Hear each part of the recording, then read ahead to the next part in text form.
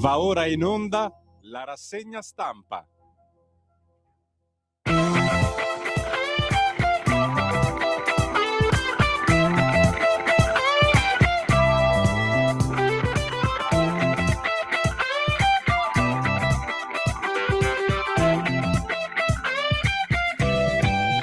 Come due stelle noi, soli nella notte noi ci incontriamo. Come due stelle noi, silenziosamente insieme ci sentiamo. Non c'è il tempo di fermare questa corsa senza fine che ci sta portando via. E il vento spegnerà il fuoco che si accende quando sono in te. Quando tu sei in me, noi siamo figli delle stelle, figli della notte che ci gira intorno. Noi siamo figli delle stelle, non ci fermeremo mai per niente al mondo. Noi siamo figli delle stelle, senza storia, senza età, eroi di un sogno. Noi stanotte figli delle stelle, ci incontriamo per poi perderci nel tempo. Oh!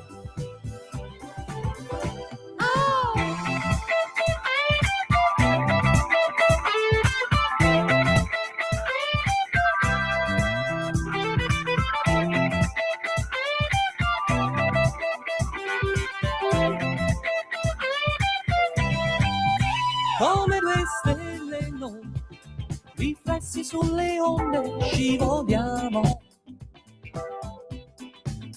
Come due stelle noi, avvolti dalle ombre noi ci amiamo. Io non cerco di cambiarti, so che non potrò fermarti, tu per la tua strada vai. Addio ragazza, ciao, io non ti scorderò. Dovunque tu sarai, dovunque io sarò, noi siamo figli delle stelle, figli della notte che ci gira intorno. Noi siamo figli delle stelle, non ci fermeremo mai per niente al mondo. Buongiorno Antonino, a te la linea. Grazie caro Francesco, amiche e amici miei, ma non dall'avventura, buongiorno, siete sulle magiche onde di Radio Libertà, questa è la rassegna stampa. Io sono Antonino Danna, accidentalmente supplente del grandissimo Pier Vittorio Scimia, che ritroverete sabato prossimo, e questa è la puntata di oggi, sabato santo, 4 aprile dell'anno del Signore 2026. Cominciamo la nostra trasmissione, vi ricordo, date il sangue, in ospedale serve sempre. Salverete vite umane, chi salva una vita umana salva il mondo intero, secondo appello radiolibertà.net. Fesso chi non lo legge, perché vi perdete un bellissimo giornale online dove ci sono i liberamente del direttore responsabile Giovanni Sallusti, gli auto da fè di Giulio Cainarca, la rassegna stampa di Sammy Varin, videopillole e molto altro ancora. 340-670-9659, potete cominciare a mandare le vostre zappe o WhatsApp che dir voglia sia attraverso l'etere, oppure se volete, quando ve lo dirò io, 0292947222 per il telefono. Siccome oggi gli argomenti sono assai, un'ora non basta, quindi oggi non ci sarà il garage dell'Alfista. Quindi alle 9.30 noi daremo la linea a Giovanni Sallusti per Liberamente e poi torneremo a telefoni aperti per l'ultima mezz'oretta, la coda di rassegna stampa.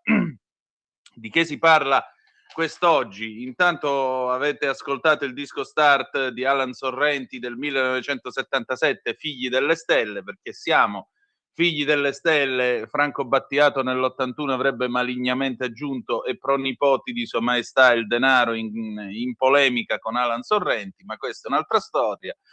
E naturalmente siamo figli delle stelle, Artemis 2 è a metà strada verso la Luna, i giornali italiani non dedicano nemmeno mezzo rigo a quello che sta succedendo, perché siamo molto concentrati sulle vicende delle dimissioni di Gattuso e della nazionale di calcio. Questo è il livello del nostro paese, il livello culturale del dibattito culturale in questo paese. Siamo esterrefatti. Andiamo a vedere i temi di oggi. I temi di oggi sostanzialmente la Meloni che a sorpresa è stata nel Golfo, Emirati Arabi Uniti, Arabia Saudita, per discutere di approvvigionamenti di prezioso idrocarburo, alla faccia dell'Europa che, lo vedrete poi sulla prima pagina della Verità, l'unica cosa intelligente che crede di dire in maniera intelligente è vabbè, tanto andate tutti a piedi, statevene in casa e risparmiamo benzina, esattamente come quelle puttanate, perché tali furono, che ci imposero tra la prima domenica di dicembre del 1973 e la primavera del 1974. Qualcuno di voi se le ricorda, quelle puttanate erano le domeniche a piedi, prima fu blocco totale del traffico, poi si decise che una domenica circolavano le macchine con l'ultimo numero pari, una domenica quelle con l'ultimo dispari e lo zero era considerato pari, quando in matematica è neutro. Poi ancora la televisione che smetteva di trasmettere alle 23:30, da cui si evince che la televisione trasmette a petrolio.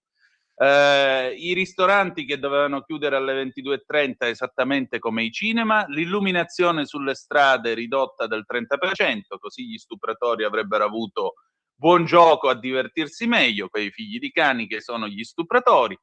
Dopodiché l'esangue Mariano Rumor, ve lo ricorderete, qualcuno che diciamo così ha passato la sessantina se lo ricorderà sicuramente, andò in televisione e disse il buon Mariano, e allora faremo un piano per fare le centrali atomiche in Italia entro il 1985, ne avremo 8.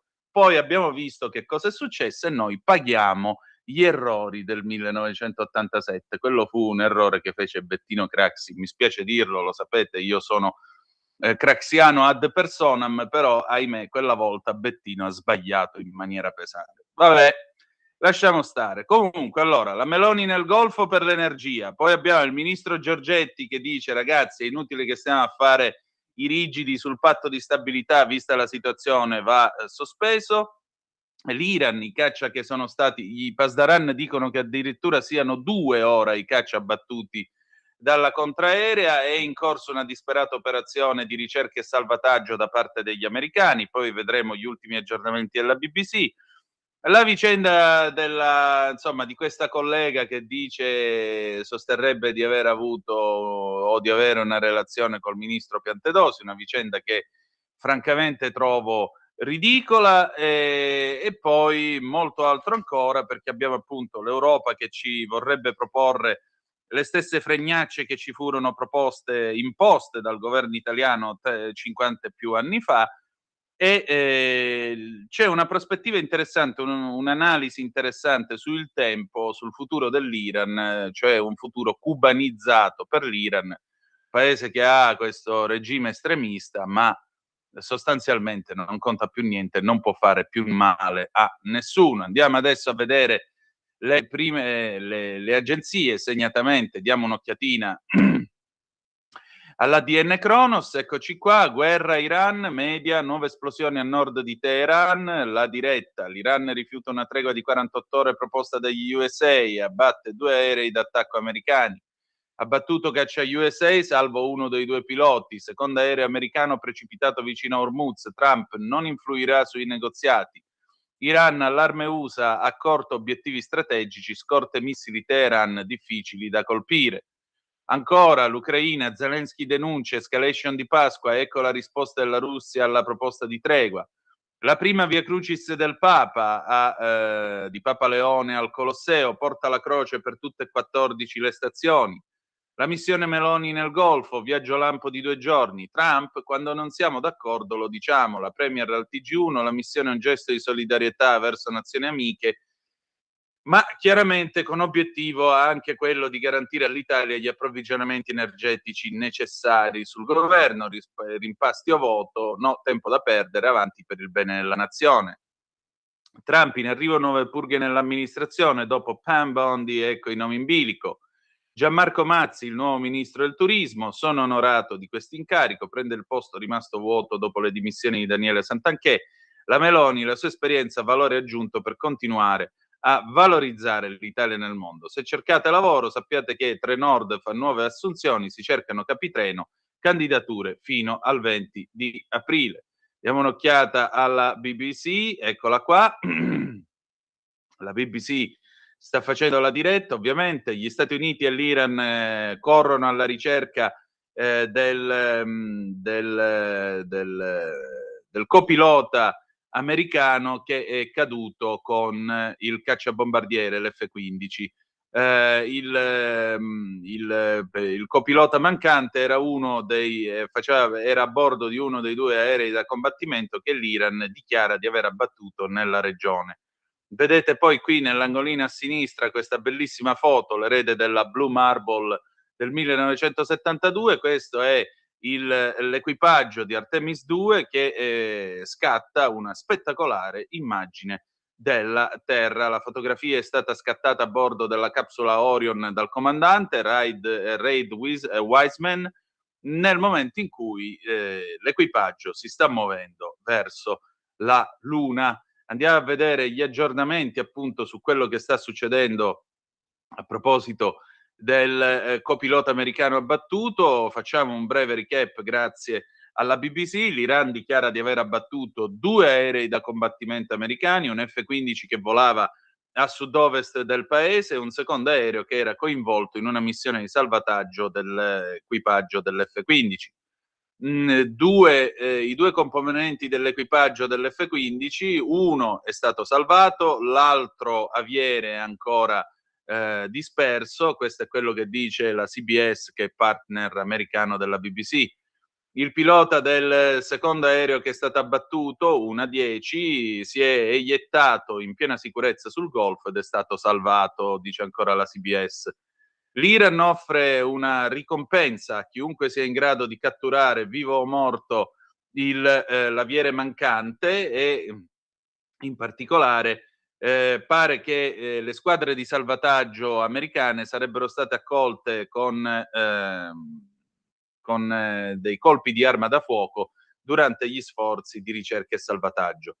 Tale presunto incidente avviene nonostante il presidente americano Donald Trump abbia detto mercoledì che le capacità dronistiche e missilistiche dell'Iran fossero state decimate. A domanda della BBC a proposito del primo cacciabombardiere che è stato abbattuto, la Casa Bianca ha rilasciato una dichiarazione che dice soltanto che il presidente ne è stato informato. Nel frattempo il primo ministro Benjamin Netanyahu dichiara che gli attacchi israeliani hanno distrutto il 70% della capacità di produzione di acciaio iraniana e dice che Israele e gli Stati Uniti continueranno a distruggere il paese. Andiamo adesso a dare un'occhiata alle ultime notizie, gli ultimi aggiornamenti su questa vicenda. Alle 7:52 la BBC batte che è in corso ancora la ricerca di questo aviere. Tra l'altro non è il pilota dell'F-15 come si era detto in un primo momento, ma è il navigatore e nonché l'esperto delle armi, e in particolare i funzionari iraniani offrono una taglia di circa 50.000 sterline, cioè circa 60.000 euro, ai cittadini che aiutano a catturare quest'aviere mancante. Ancora l'Iran dichiara pure di aver abbattuto, come vi dicevamo, questo aereo A-10 che faceva parte della missione di ricerca e salvataggio per questo F-15 che è stato colpito. Il pilota della 10 si è lanciato sul Golfo, si è eiettato ed è stato salvato poi con successo. Il presidente americano Donald Trump non ha fatto nessuna dichiarazione, come vi abbiamo detto, ma prima, poco dopo, insomma, precedentemente la BBC aveva ricevuto questa comunicazione dalla Casa Bianca dicendo che il presidente è stato informato dell'accaduto. La televisione siriana alle 6:30 del mattino, ora italiana, riferisce invece di forti esplosioni a Damasco, capitale siriana. Non si sa quale sia la causa, batte ancora stavolta l'agenzia Reuters, ma le esplosioni potrebbero essere il risultato dell'Iron Dome israeliano, della contraerea israeliana che sta intercettando sullo spazio aereo siriano i missili iraniani. Ultima cosa che vi diciamo: chi è che sta andando a cercare di salvare questo pilota, questo copilota? Sostanzialmente vengono mandate queste squadre di ricerca e salvataggio con degli elicotteri Black Hawk. Questo è quello che dice un ex comandante appunto di questi pararescue, sono paracadutisti di salvataggio americani. E quest'ex comandante dice che se l'obiettivo da salvare è in un'area che è inaccessibile per l'elicottero, allora i pararescuers salteranno giù da un aereo, si paracaduteranno da un aereo e riprenderanno sul terreno le operazioni di salvataggio. Dopodiché, una volta sul terreno, i parà cercano di entrare in contatto con, in questo caso, l'aviere, gli danno le prime cure mediche se necessario, riescono a sfuggire o comunque tengono testa al nemico e devono raggiungere una località nella quale possono essere salvati, evidentemente una località nella quale gli elicotteri possano atterrare. Definire il loro lavoro come estremamente pericoloso è naturalmente scontato, dice quest'ex comandante, aggiungendo che questi pararescuers sono conosciuti come il coltellino svizzero dell'aeronautica americana, tanto io vi dovevo come ultimi aggiornamenti. Adesso andiamo a dare un'occhiatina alle prime pagine dei quotidiani nazionali e segnatamente cominciamo da Avvenire, il quotidiano dei vescovi. Eccolo qui. Avvenire che apre con la Via Crucis ieri sera al Colosseo, i calvari del mondo, il fatto: nella prima stazione dell'esortazione ai potenti, chi usa l'autorità per fare la guerra ne risponderà a Dio. Leone XIV al Colosseo porta la croce, la preghiera per le ferite di tutta l'umanità. In Siria la Pasqua dei cristiani a porte chiuse, in Venezuela la Chiesa chiede fiducia.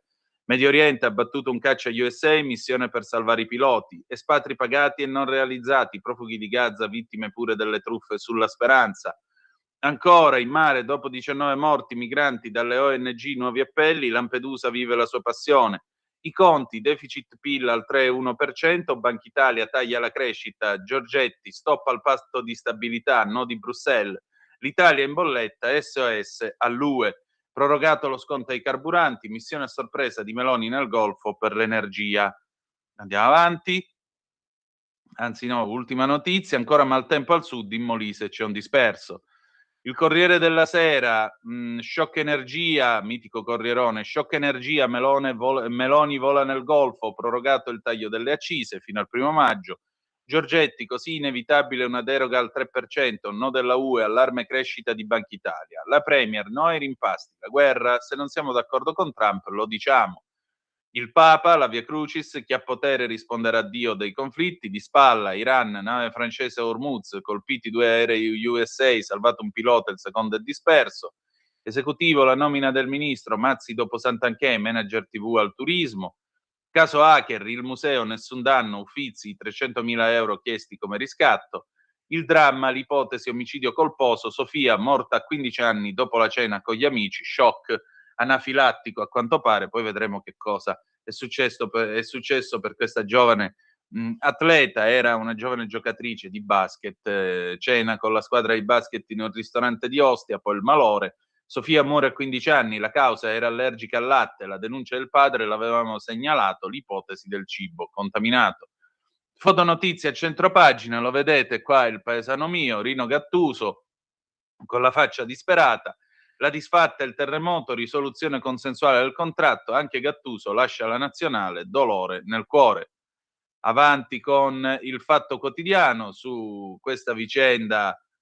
Il Fatto Quotidiano, eccolo qua, la donna del Viminale, Meloni, niente rimpasti o si vota, i libri di Lady Piantedosi venduti grazie ai prefetti, autrice fortunata, i volumi promossi dalle prefetture, poi finanziate dal Ministero per eventi contro il bullismo. Scusate, io trovo veramente, non lo so, io una prima pagina così non è nelle mie corde del giornalismo, ecco, mettiamola così.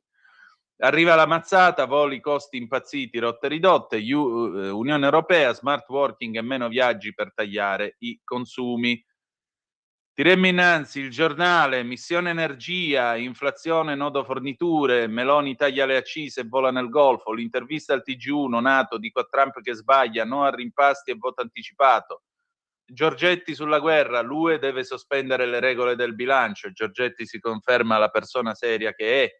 Allarme vacanze, aerei e carburante, e soprattutto è uno che non se la tira, se lo incontrate ve ne rendete conto da soli. Pur potendolo fare, allarme vacanze, aerei e carburante, ferie a rischio austerity, ecco come difendersi.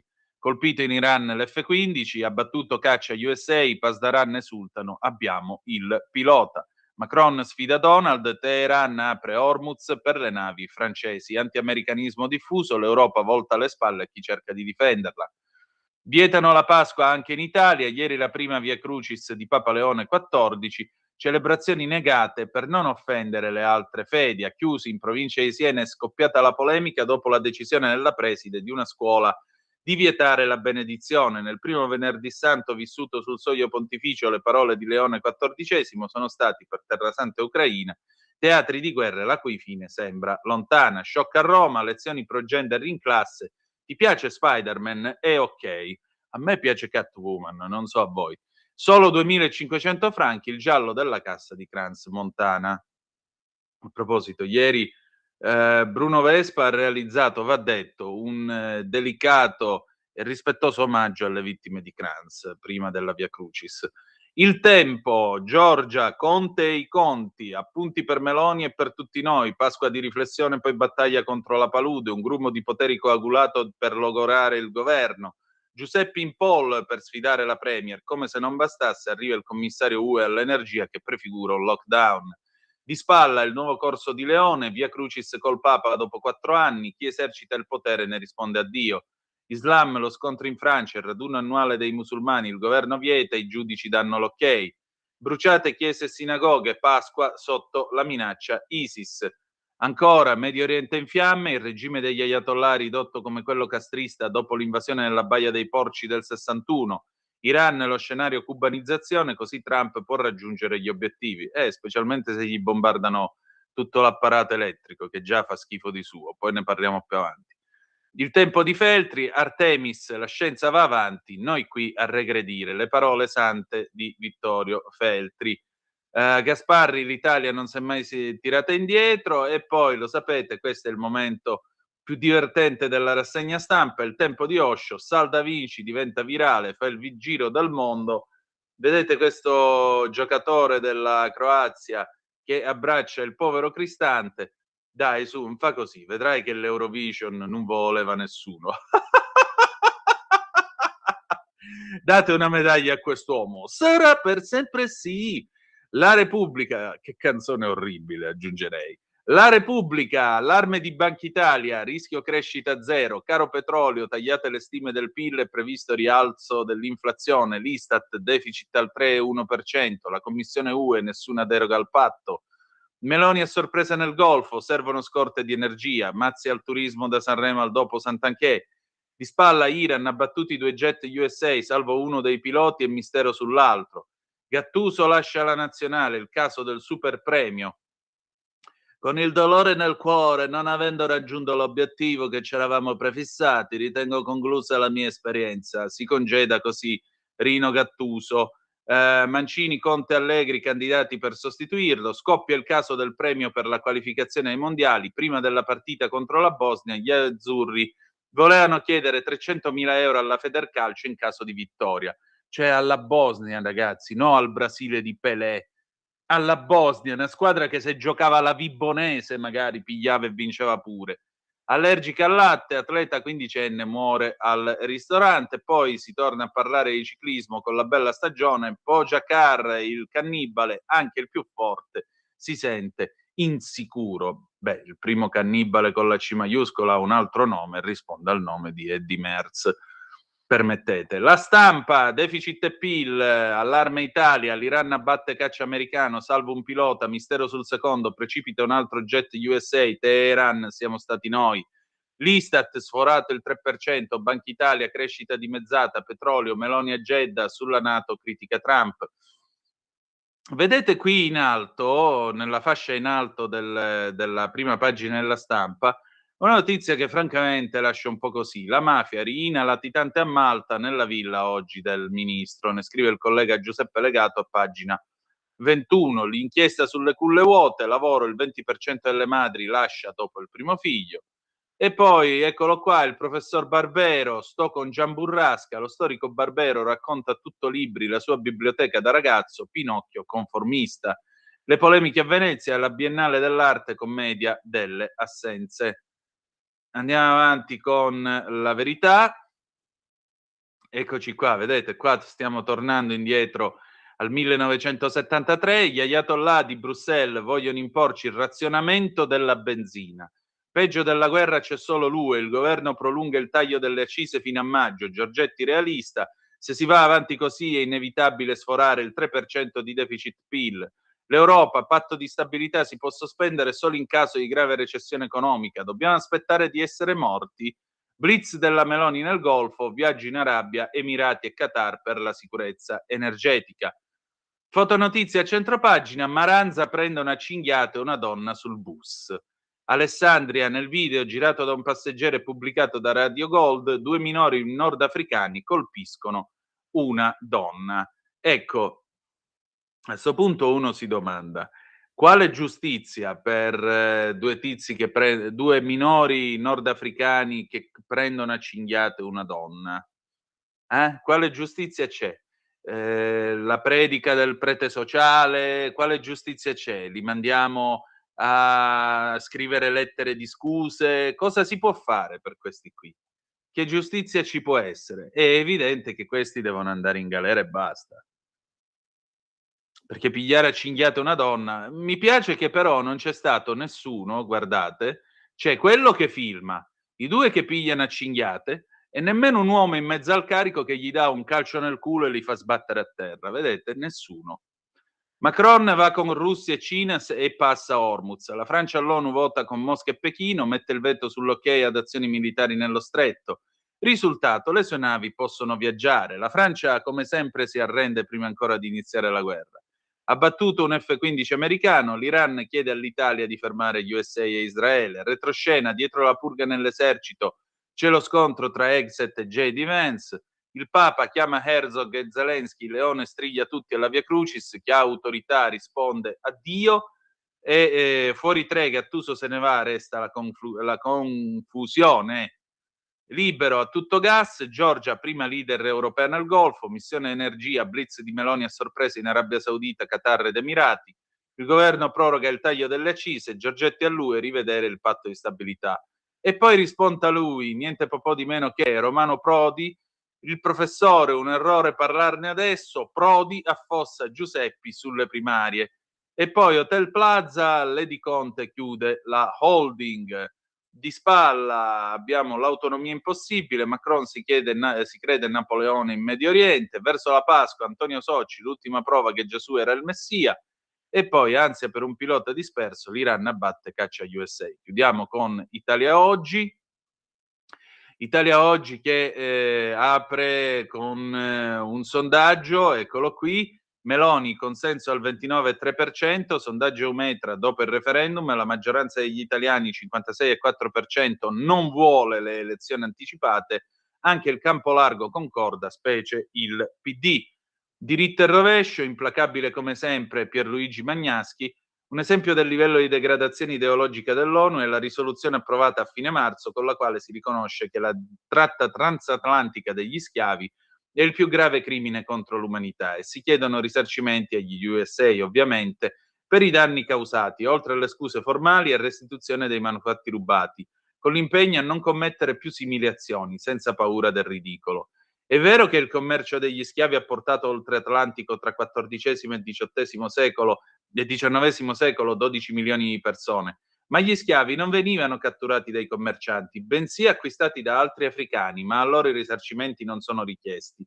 Del tutto ignorata la tratta arabo-islamica, iniziata molto prima, già nell'VIII secolo, responsabile della deportazione di 14 milioni di africani, oltre a 1,2 milioni di europei. Come mai? Bella domanda.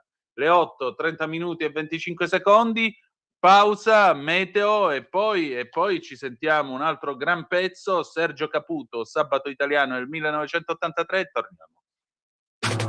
Stai ascoltando Radio Libertà. la tua voce libera, senza filtri né censura. La tua radio.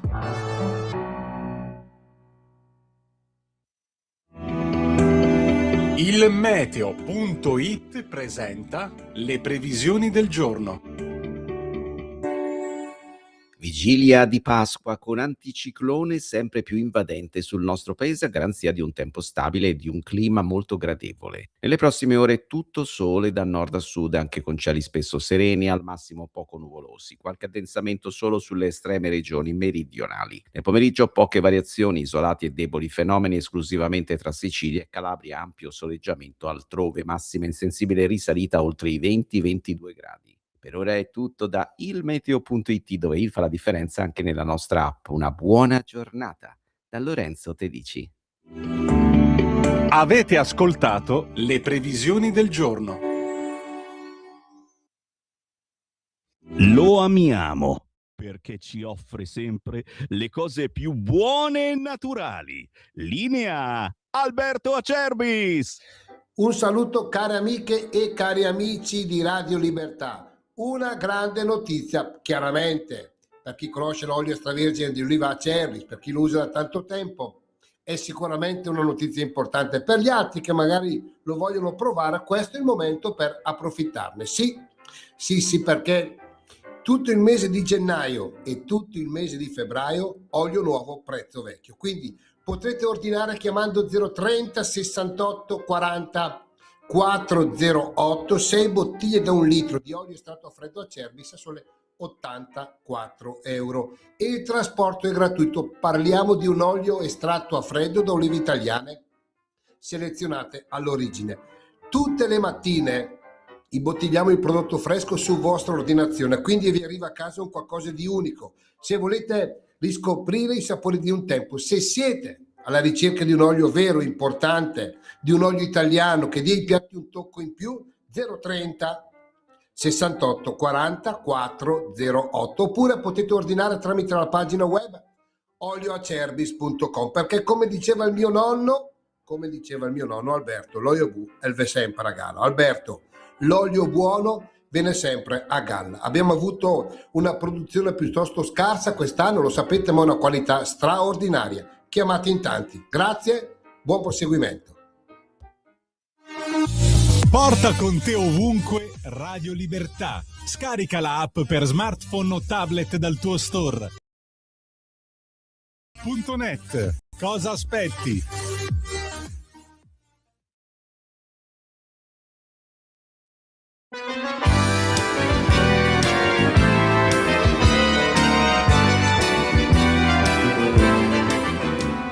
Il fetido cortile ricomincia a miagolare, l'umore quello tipico del sabato invernale.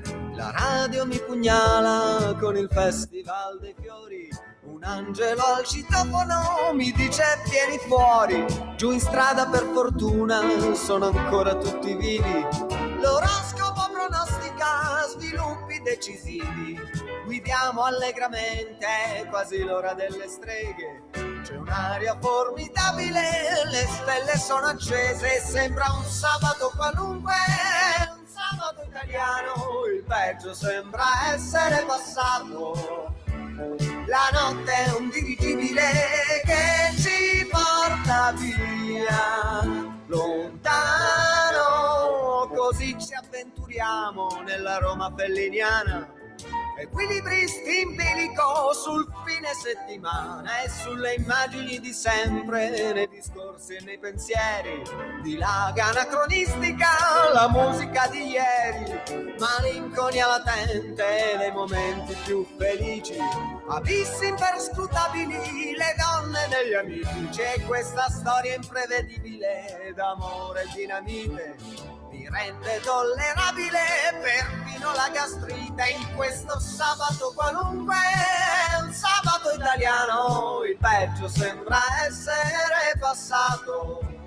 La notte è un dirigibile che ci porta via, lontano. lontano.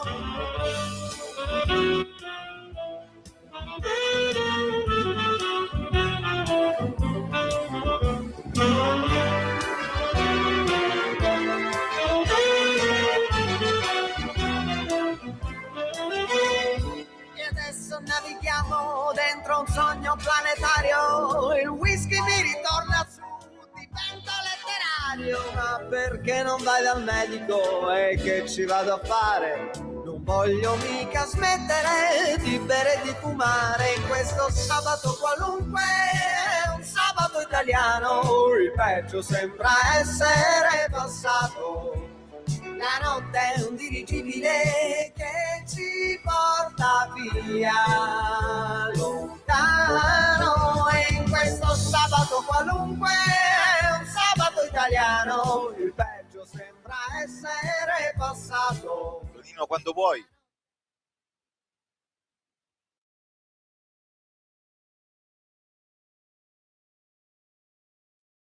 Forse il microfono spento. Ecco, avevo chiuso durante gli assoli di Sergio Caputo, un sabato italiano del 1983. Grazie come sempre Francesco. Le 8:36 minuti e 52 secondi sulle magiche onde di Radio Libertà. La rassegna stampa, Antonino Danna al microfono con voi. È arrivata già una zappa al 340-670-9659. Gianni da Brescia. Ricordo il giorno prima dell'austerity, appunto, i provvedimenti scemi del 1973 che vi abbiamo narrato in apertura di trasmissione. La mia bici costava 18.000 lire, che rivalutate a oggi, grazie a Infodata del Sole 24 Ore, sono 136 euro e centesimi 56. Dopodiché, dice, il giorno dopo il prezzo di quella bicicletta passò a 100.000 lire. 100.000 lire nel 1973 era lo stipendio di un professore di liceo, pari a euro 758,68. Quando rubano nei negozi di bici mi ride pure il di dietro.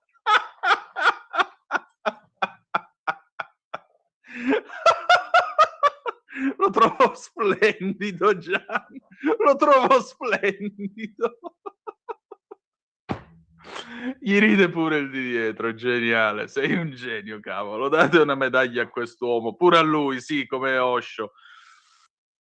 Per i minori nordafricani che delinquono serve adottare la tecnica cinese. Sì, vabbè, ragazzi, non siamo al bar, dai, vi prego. Se vogliamo parlare in maniera seria di giustizia, ne parliamo. Se dobbiamo fare il rutto al bar, anche no.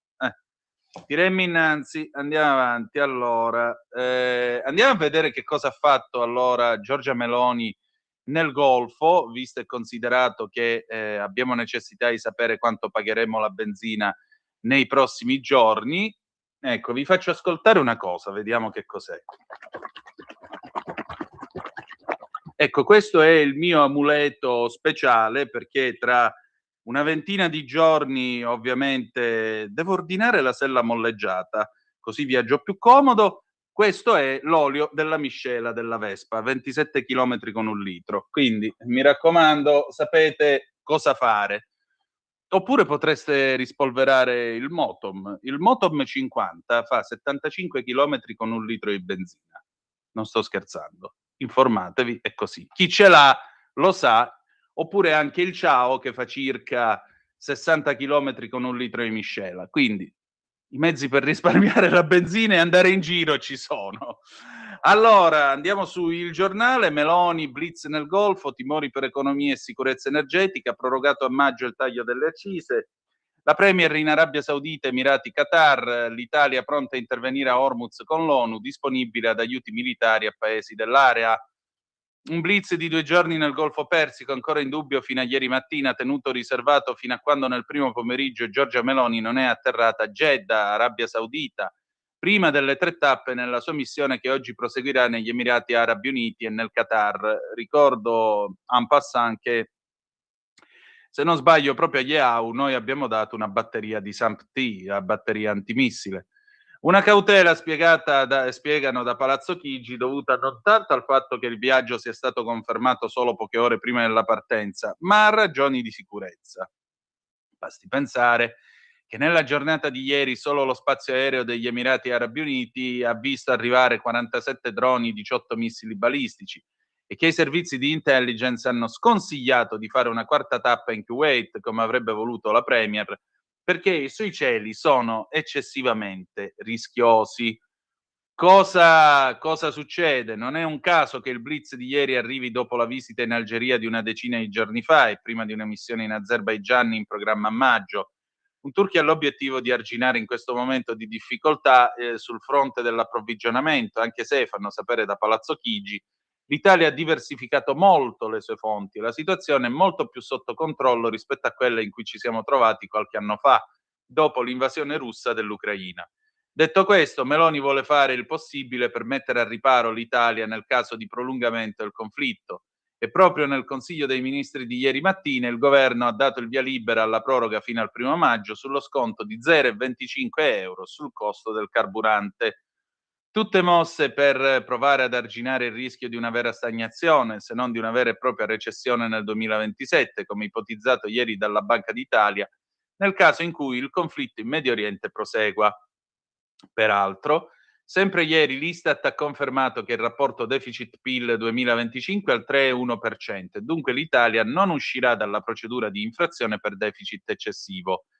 La 2 giorni nel Golfo, ieri sera l'incontro col principe Mohammed bin Salman, si muove lungo 3 direttrici: sicurezza energetica, sicurezza delle rotte commerciali, volontà di mostrare vicinanza ai paesi dell'area di fronte agli attacchi iraniani. Meloni, peraltro, è il primo leader UE, G7 e NATO a visitare la regione dopo l'inizio del conflitto voluto da Donald Trump e Benjamin Netanyahu.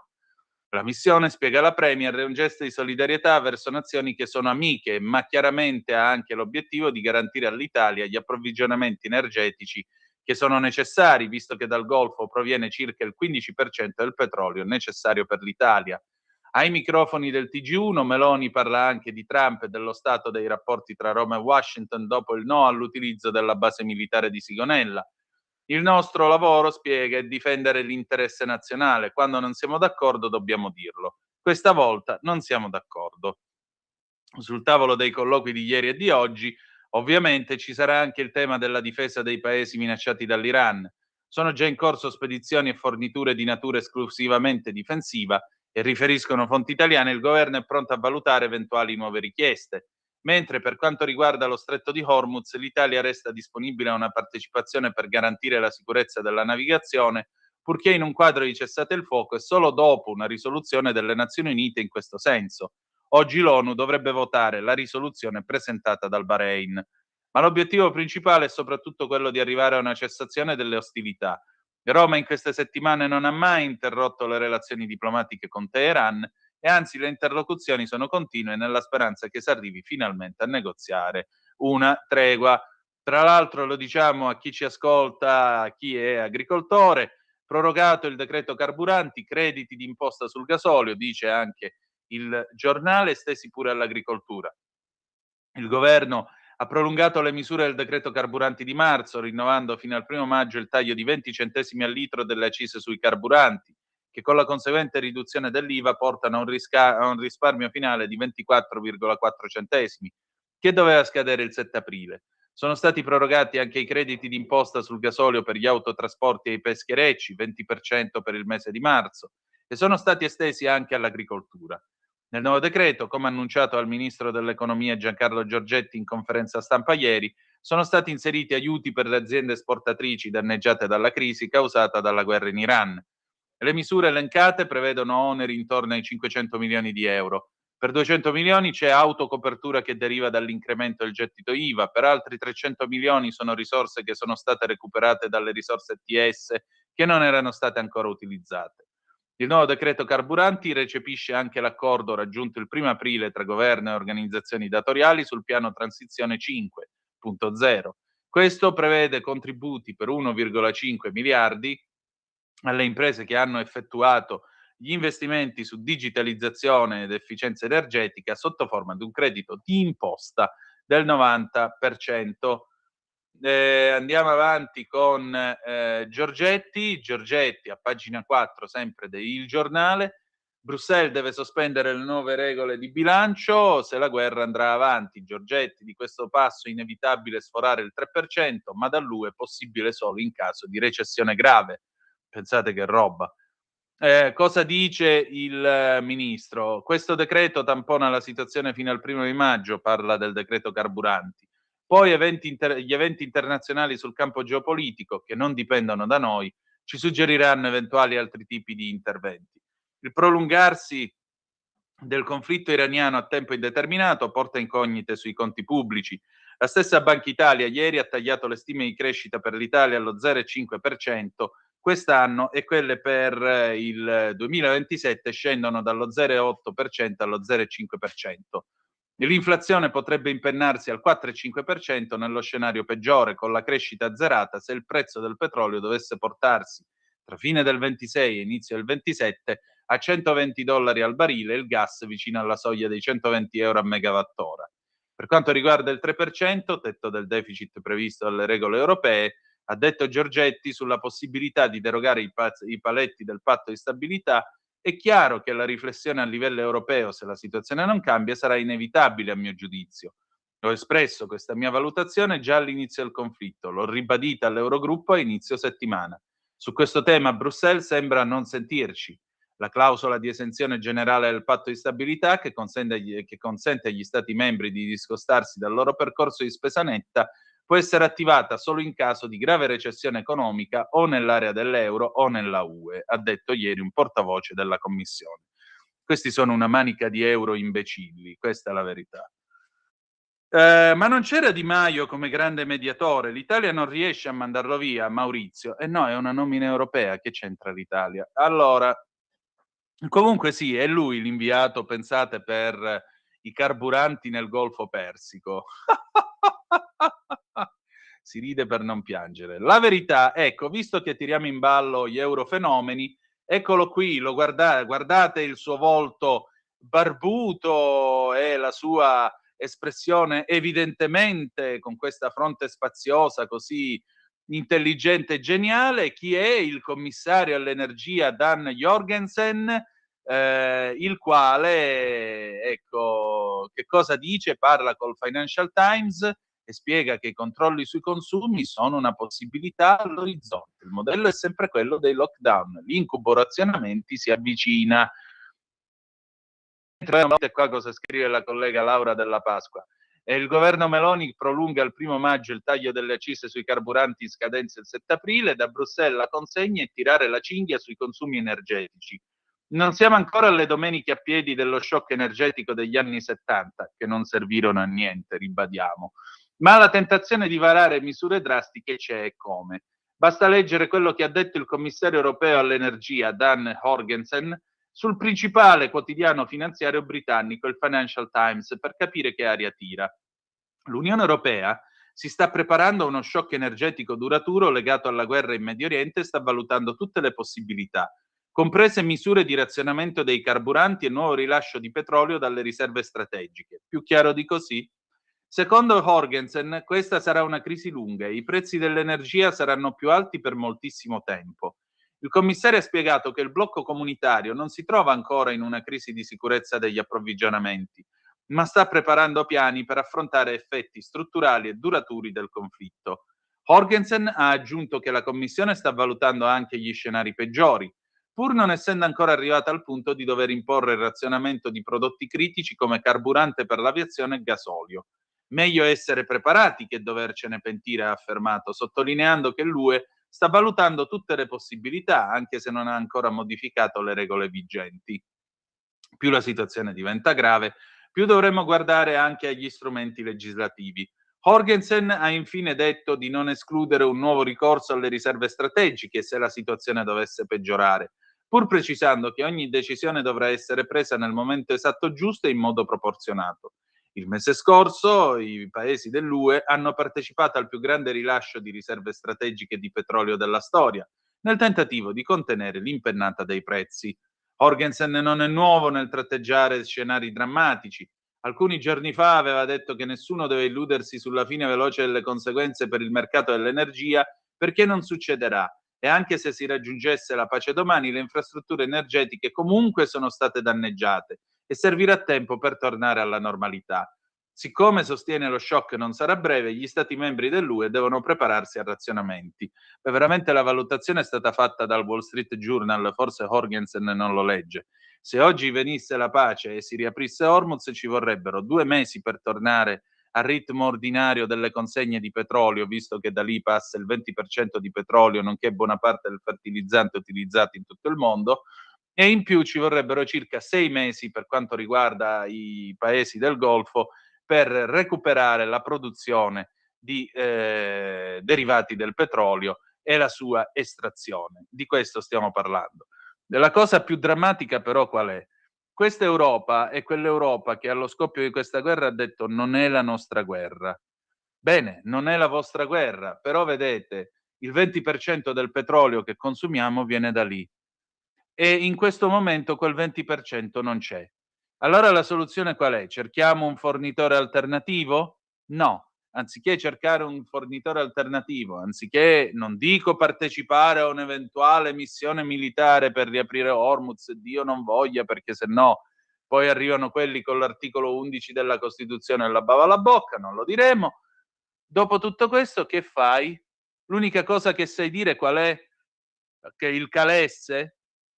Torniamo a Tony Sant'Agata. Austerity, austerity, se non vuoi andare a piedi compra l'asino. Questo? Eurocoglioni, veramente. Vabbè, meglio che usciamo da questa robaccia, perché veramente... Vabbè, lasciamo stare. Passiamo ad altro, che sono già le 8:52 minuti e 20 secondi. Alle 9:05 dovrebbe irrompere Matteo Desio, perché parleremo un po' di America, vedremo un po' la situazione come è messa da quelle parti. Ça va sans dire. Noi però proseguiamo e vi voglio dare ancora altre news. Abbiamo parlato della Meloni, abbiamo parlato di Giorgetti, abbiamo parlato anche di questi fenomeni che vorrebbero razionare la benzina, tra un po' ci daranno pure le tessere annonarie come nel 1940. Che altro c'è? Ecco, andiamo a vedere la povera Sofia, che è morta ad appena 15 anni, la vediamo sul Corriere della Sera e vediamo un po' dov'è la povera Sofia. Pagina 21, andiamo a pagina 21 del Corriere. 19-21, ecco qua, la cena con la squadra, poi il malore, Sofia muore a 15 anni, era allergica a Ostia, era intollerante al latte, il padre lo avevamo segnalato, l'indagine per omicidio colposo. Non riesco a respirare, le mani sulla gola, il terrore negli occhi, gli spasmi, poi lo shock anafilattico fatale. Morta così Sofia Di Vico, quindicenne stella del basket, dopo una cena nel ristorante di un campeggio di Ostia, una reazione allergica violenta quanto immediata, su cui ora intende far luce la Procura di Roma, che ha aperto un fascicolo per omicidio colposo. La giovane atleta era arrivata nel litorale della capitale per partecipare al torneo Mare di Roma Trophy in Pink, campionato delle giovanili giunto alla 16ª edizione e dedicato proprio alle campionesse femminili. Aveva già disputato 2 gironi Sofia, scendendo in campo con le Monelle, la squadra under 15 della Union Basket Maddaloni, il team della sua città, poco meno di 40.000 abitanti in provincia di Caserta. Giovedì sera, dopo aver disputato quella che è stata la sua ultima partita, era tornata nel Camping Capitol, a 2 passi da Ostia Antica, dove alloggiava insieme al team e al papà Fabio, commercialista, che la accompagnava spesso nelle trasferte. La famiglia Di Vico, d'altronde, ha una grande passione per la pallacanestro, con altri parenti anche giovanissimi impegnati in questo sport. La tragedia a cena, intorno alle 22:30, dopo i primi morsi. All'improvviso Sofia ha accusato un forte malore, dicendo di non riuscire a respirare. Abbiamo capito che stava succedendo qualcosa di grave, abbiamo allontanato le sue compagne di squadra, sono stati momenti terrificanti, siamo tutti sconvolti, racconta Giovanni Monda, responsabile tecnico della Maddaloni. Inutili le immediate somministrazioni di cortisone, farmaco che la ragazza portava sempre con sé, come la vana corsa all'ospedale Grassi di Ostia. Sofia è deceduta poco dopo il ricovero al pronto soccorso. Avevamo detto delle sue allergie, lo sapevano nel ristorante, non so cosa sia successo, la drammatica ricostruzione data alla polizia dal padre Fabio, rimasto accanto alla figlia fino all'ultimo istante. Gli investigatori del commissariato di Ostia hanno subito avviato gli accertamenti. Nelle prossime ore verrà sentito il personale del locale e chi era a cena con Sofia. Decisivo per il PM Daria Monsurrò sarà l'esame autoptico fissato per martedì per stabilire le cause del decesso. Secondo le verifiche preliminari, Sofia soffriva di alcune intolleranze ed era allergica alle proteine del latte. La famiglia ne era a conoscenza, ma non ha riferito di reazioni così violente in precedenza. La sera della tragedia la giovane aveva mangiato alcune verdure, fagiolini in particolare, insieme a delle uova, cibi che solitamente non contengono latte o derivati. L'area della cucina del ristorante è stata sequestrata, così come anche piatti e posate con cui ha mangiato Sofia. La procura farà analizzare anche gli strumenti usati per cucinare e l'ambiente dove sono preparati i pasti. L'ipotesi più probabile è una contaminazione risultata spesso letale in altri episodi di shock anafilattici. Un elemento in particolare, gli inquirenti dovranno appurare perché, stando alle testimonianze raccolte, il rischio di reazioni mortali ad alcuni ingredienti per Sofia, i cui familiari sono rappresentati dall'avvocato Giovanni Passalacqua, erano stati comunicati allo staff del camping. Resta da accertare se la comunicazione sia stata chiara tra dipendenti e titolari della struttura, un campeggio molto noto a Ostia, nel cuore di una riserva naturale che su via di Castelfusano ospita sia roulotte che mini appartamenti.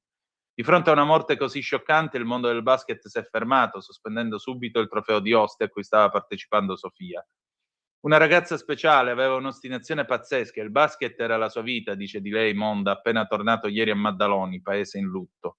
Il parroco ci ha accolti con un abbraccio, ci siamo riuniti in preghiera per supportare le ragazze, tutte sotto shock. Una famiglia bellissima, unita dalla passione per il basket, sottolinea il sindaco di Maddaloni Andrea De Filippo. Siamo vicini ad Antonella e Fabio, genitori di Sofia, studentessa del nostro liceo scientifico Nino Cortese. Un abbraccio grande a questa famiglia, ma veramente un abbraccio grande. Allora, sono arrivate, che Dio doni il paradiso a sta ragazza, innocente e incolpevole. Allora, zappe che avete mandato. Mio padre aveva tutte e due i Motom, il 50cc e il 60cc, al quale aveva tolto la targa, erano uguali, Gianni da Brescia. Ma noi col Qatar non abbiamo già degli accordi? Poi da lì bisogna passare dallo stretto comunque, a meno che si attraversi tutta l'Arabia Saudita. Sì, esattamente, abbiamo già gli accordi, il problema è che bisogna passare Hormuz. Qualcuno mi manda una fotografia, vediamo un po'. Ciao carissimo Antonino, buona Pasqua. Su un vecchio numero di 4 ruote, marzo del 58, ho trovato una cartolina di protesta contro il caro benzina. La storia non cambia, az. E infatti mi ha mandato questa foto. Pensate cosa c'è scritto in questa cartolina che dà 4 ruote. Protesta contro l'eccessiva tassa sulla benzina. È troppo, è un errore, è un assurdo imporre una tassa di 105 lire su ogni litro di benzina che ne vale appena 37. La benzina deve poter essere venduta in Italia a prezzo europeo, come Germania, Svizzera e Austria. Firma, nome, cognome, indirizzo e targa dell'auto. Pure la targa dell'auto volevano dare nel 1958. Sono le 8:58, facciamo ancora tempo a vediamo un attimo, vi do un'altra notizia. No, 0292947222, io piglio una telefonata al volo se qualcuno di voi c'è. Vediamo un attimo perché abbiamo proprio un minuto scarso, se no io vado avanti e poi il telefono lo apriamo dopo. Nel frattempo, allora, vediamo che cosa c'è di interessante che vi sì, c'è il professor Gualtieri, signori, eccolo qui. Professor Gualtieri, Marcello Gualtieri, lo sapete, al martedì con Pop Economia Rumore con la nostra Alessandra Mori. Guerra o no, l'Italia è ferma da 25 anni, lo scrive su Italia Oggi. Pensate, per quanto riguarda l'Italia si prevede che la crescita attesa nel 26 sia ridimensionata dallo 0,7-0,8% del PIL allo 0,4-0,6%. Non è questa revisione a ribasso che modifica il giudizio dell'economia italiana. Da oltre 25 anni, con l'eccezione del rimbalzo dei 2 anni post-Covid, il paese è in stagnazione. Il dato più eloquente è che il PIL reale è praticamente fermo ai livelli del 2008. Quello che deve preoccupare è l'assenza di progettualità in grado di modificare l'andamento degli ultimi 25 anni.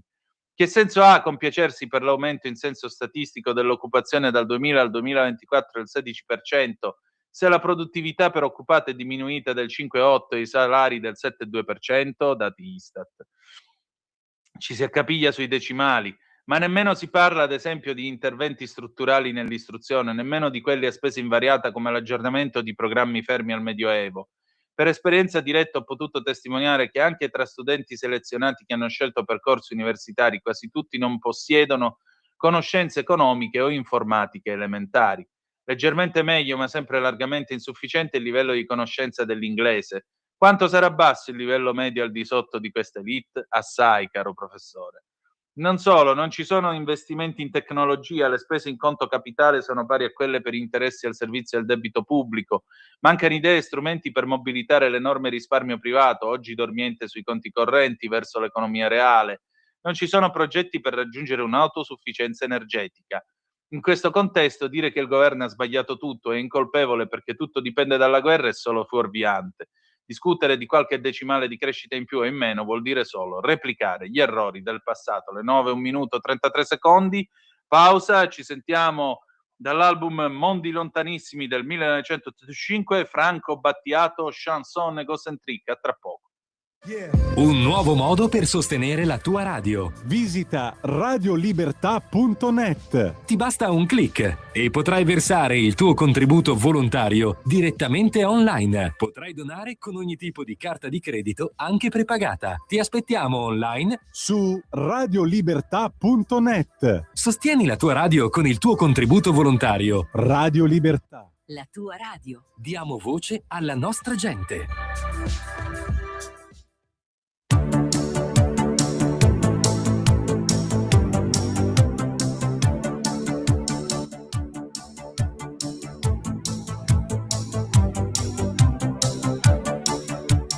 Avenue Park, my life in the dark, I with me. Do you smile for Arabian style? I like it. Miami Beach Boys, children with toys, across the universe. Chanson, egocentric, South Santo song. Chanson, egocentric, South Santo song.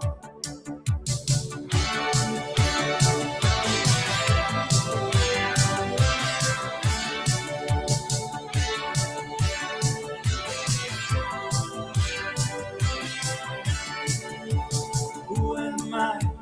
Where am I? When I am out of myself, where do I come from?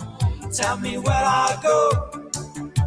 Chanson, egocentric, self-centered song. Chanson, egocentric, self-centered song. I come from Sicily, not far from Africa. I sing for EMI Records. Slowly the moon to take our lives again. To take our lives again.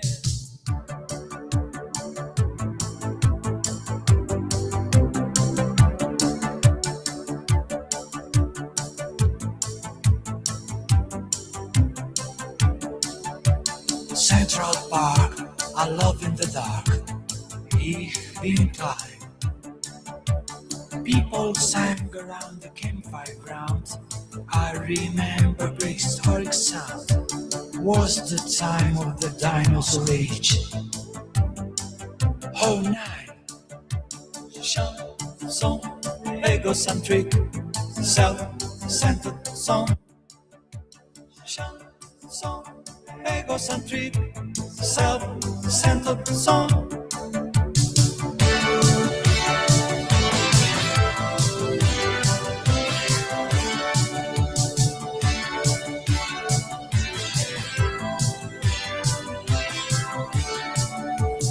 Who am I? Where am I? When I am out of myself, where do I come from? Tell me where I go. chanson egocentric, self-centered song. Chanson egocentric, self-centered song. He tells me, oh, I'm so lonely, my heart is breaking. So when you see my girl, tell her that I love her.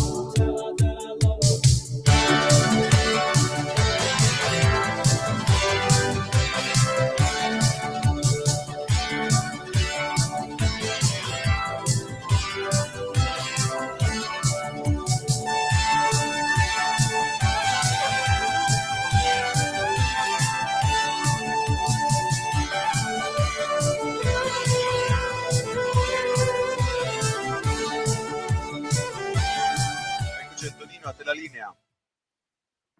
Grazie a te, caro Francesco. Le 9, 6 minuti e 15 secondi sulle magiche onde di Radio Libertà. Antonino Danna al microfono con voi per questa rassegna stampa. Allora, bella gente, intanto tra non molto faremo irrompere l'amico Matteo Desio, dovremmo riuscire anche, eccoci qua, l'amico Matteo Desio con cui parleremo dell'America. Ci sono alcuni aggiornamenti, c'è un'interessante riflessione e valutazione che viene fatta sulla BBC. Ecco, adesso lo agganciamo subito perché così sapete che lui c'è sempre quando c'è il grandissimo Pier Vittorio, e quindi a maggior ragione oggi manteniamo come si dice, la tradizione. Poi, per carità, lo sapete, ci mancherebbe. Tra l'altro credo ci stia ascoltando il grandissimo, quindi mi fa ancora più piacere. Matteo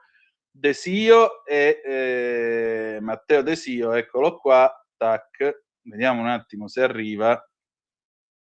Io ho immesso il nome e dovrebbe tra poco agganciarlo.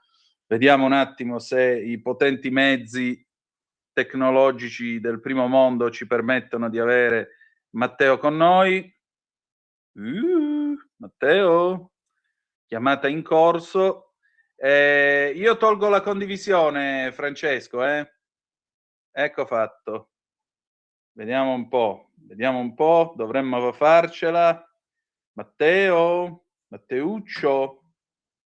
No, Matteo per il momento ancora non riusciamo ad agganciarlo. Vabbè, non importa.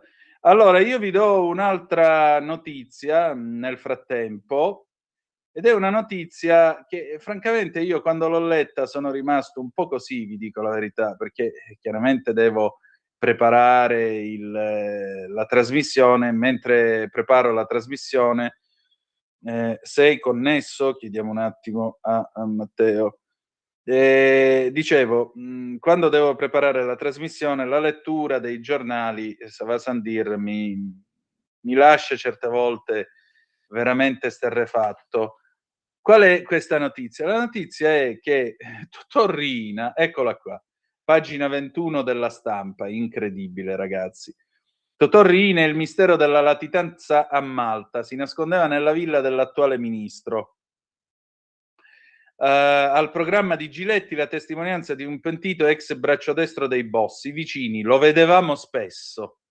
Due ville misteriose, che roba davvero, 2 ville misteriose, una delle quali oggi di proprietà di un ministro in carica, un'inchiesta giornalistica vecchia maniera condotta sulle tracce dell'ex capo dei capi dei sanguinari corleonesi e quindi del defunto Salvatore Riina. Lo scenario è l'isolotto di Gozo, Malta, terra da almeno un decennio al centro di inchieste sul crimine organizzato, dove una cronista, Daphne Caruana, ha pagato con la vita poco più di 8 anni fa i suoi reportage e denuncia su corruzione e crimini finanziari. E poi un collaboratore di giustizia, uno dei vertici della cupola palermitana degli anni '80, che si svela col suo vero volto per la prima volta in TV e riconosce quelle 2 ville fotografate da un reporter. Ci ho dormito dentro, ci accompagnavo Riina. Lì ha trascorso un pezzo della sua latitanza. Mai un atto giudiziario investigativo nella quarantennale caccia al boss stragista che ordinò gli attentati di Capaci e Via D'Amelio aveva introdotto Malta come meta del superlatitante.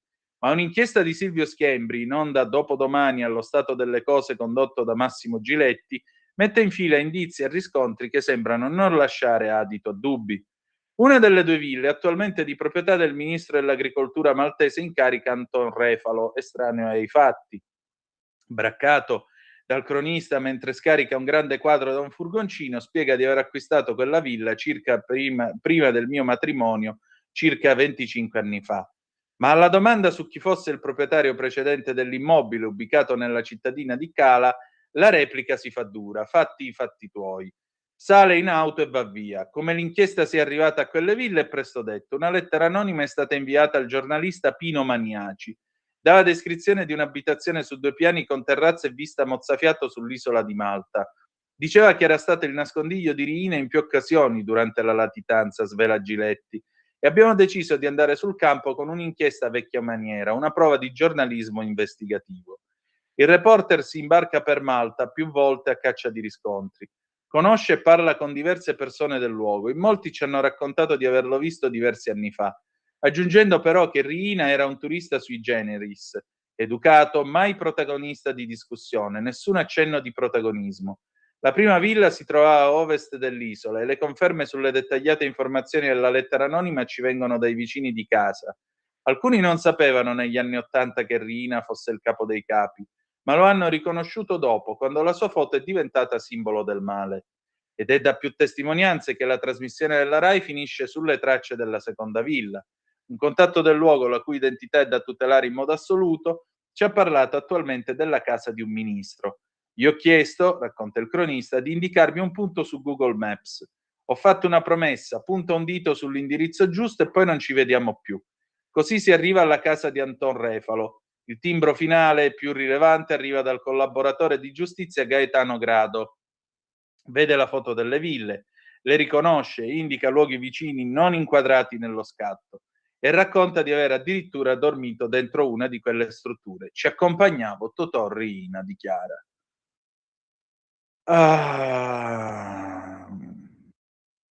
Sapete, io mi ricordo che quando venne arrestato Totò Riina nel gennaio del 1993, la sua signora Ninetta Bagarella disse una frase enigmatica. Enigmatica non proprio. Mio marito se lo sono venduto. Non ho altro da aggiungere. 40 anni di latitanza, signori, 40, non un giorno, 40 anni di latitanza so assai. E così anche quelli che festeggiavano Messina Denaro cosa? 30 anni di latitanza e poi vabbè, lasciamo stare. Francesco, senti, siccome il Teams del nostro Matteo De Sio non va, facciamo una bella cosa. Riesci a chiamarlo sul cellulare? Ce l'hai il cellulare? Sì, chiamo. Perfetto, allora tra poco Matteo De Sio sarà al telefono. Ecco, io non voglio aggiungere altro e insomma lascio a voi la valutazione di questa vicenda e lascio a voi la valutazione di questa storia che viene riferita da La Stampa. Va bene, allora adesso, mentre aspettiamo al telefono il nostro Matteo De Sio, ce l'abbiamo? Perfetto. Ciao Matteo, buongiorno. Buongiorno Antonino. Allora Matteo, senti, io ho evitato di leggere quello che c'è sui giornali a proposito del Caccia colpito ieri, perché ormai è una vicenda superata cronologicamente parlando e cerchiamo di dare gli ultimi sviluppi. L'ultimo sviluppo è questo editoriale che voglio leggerti, scritto dal collega Joel Gunter della BBC, che scrive da Gerusalemme. E lui fa questa osservazione. Se l'aviere che è rimasto sul territorio iraniano viene preso prigioniero dagli ayatollah, questo automaticamente aumenterà i problemi per gli Stati Uniti d'America. Lui o lei potrebbero molto probabilmente essere mostrati alla televisione perché tutti possano vederlo o vederla.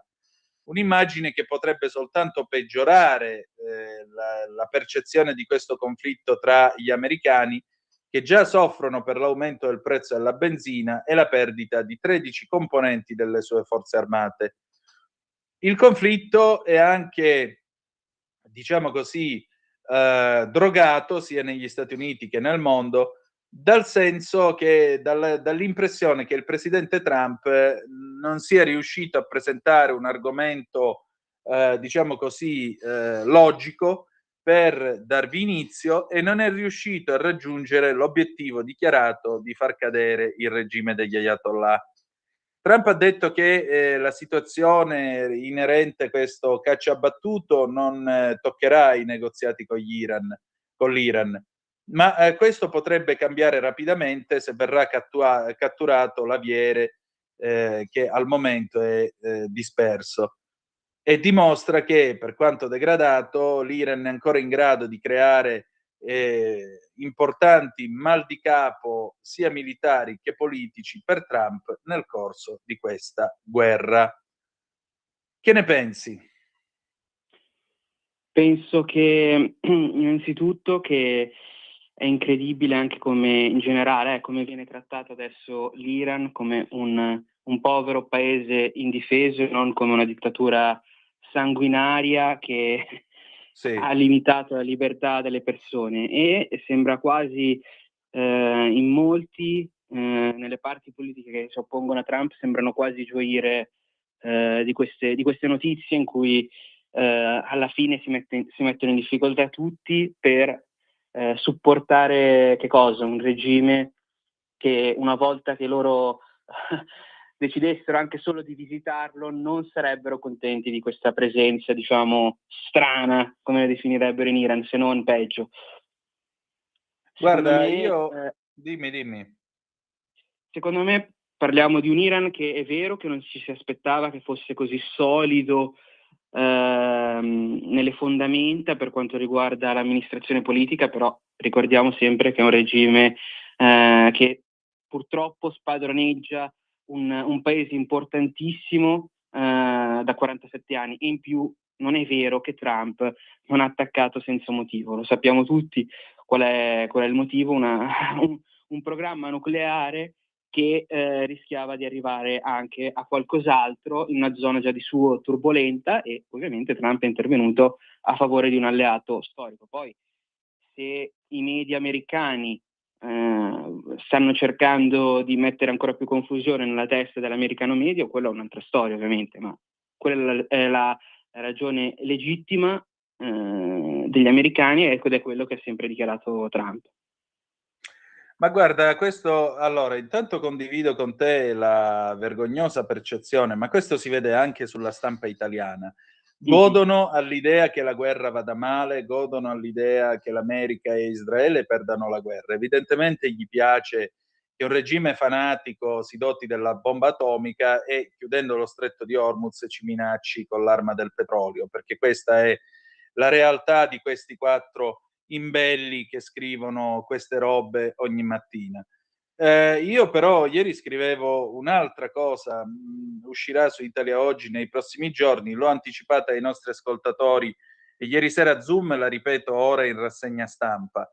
C'è un think tank in America che ha fatto una valutazione per quanto riguarda il tema dell'acqua in Iran. Direte voi, ma che cavolo c'entra l'acqua? C'entra e come? Sapete che Trump ha detto: se entro il giorno 6 non c'è l'accordo per la fine della guerra e la riapertura di Hormuz, io vi bombardo le centrali elettriche e gli acquedotti. Non è una stronzata quello che dice il buon Trump, per un motivo molto semplice. Il motivo è questo qua che vi dico subito.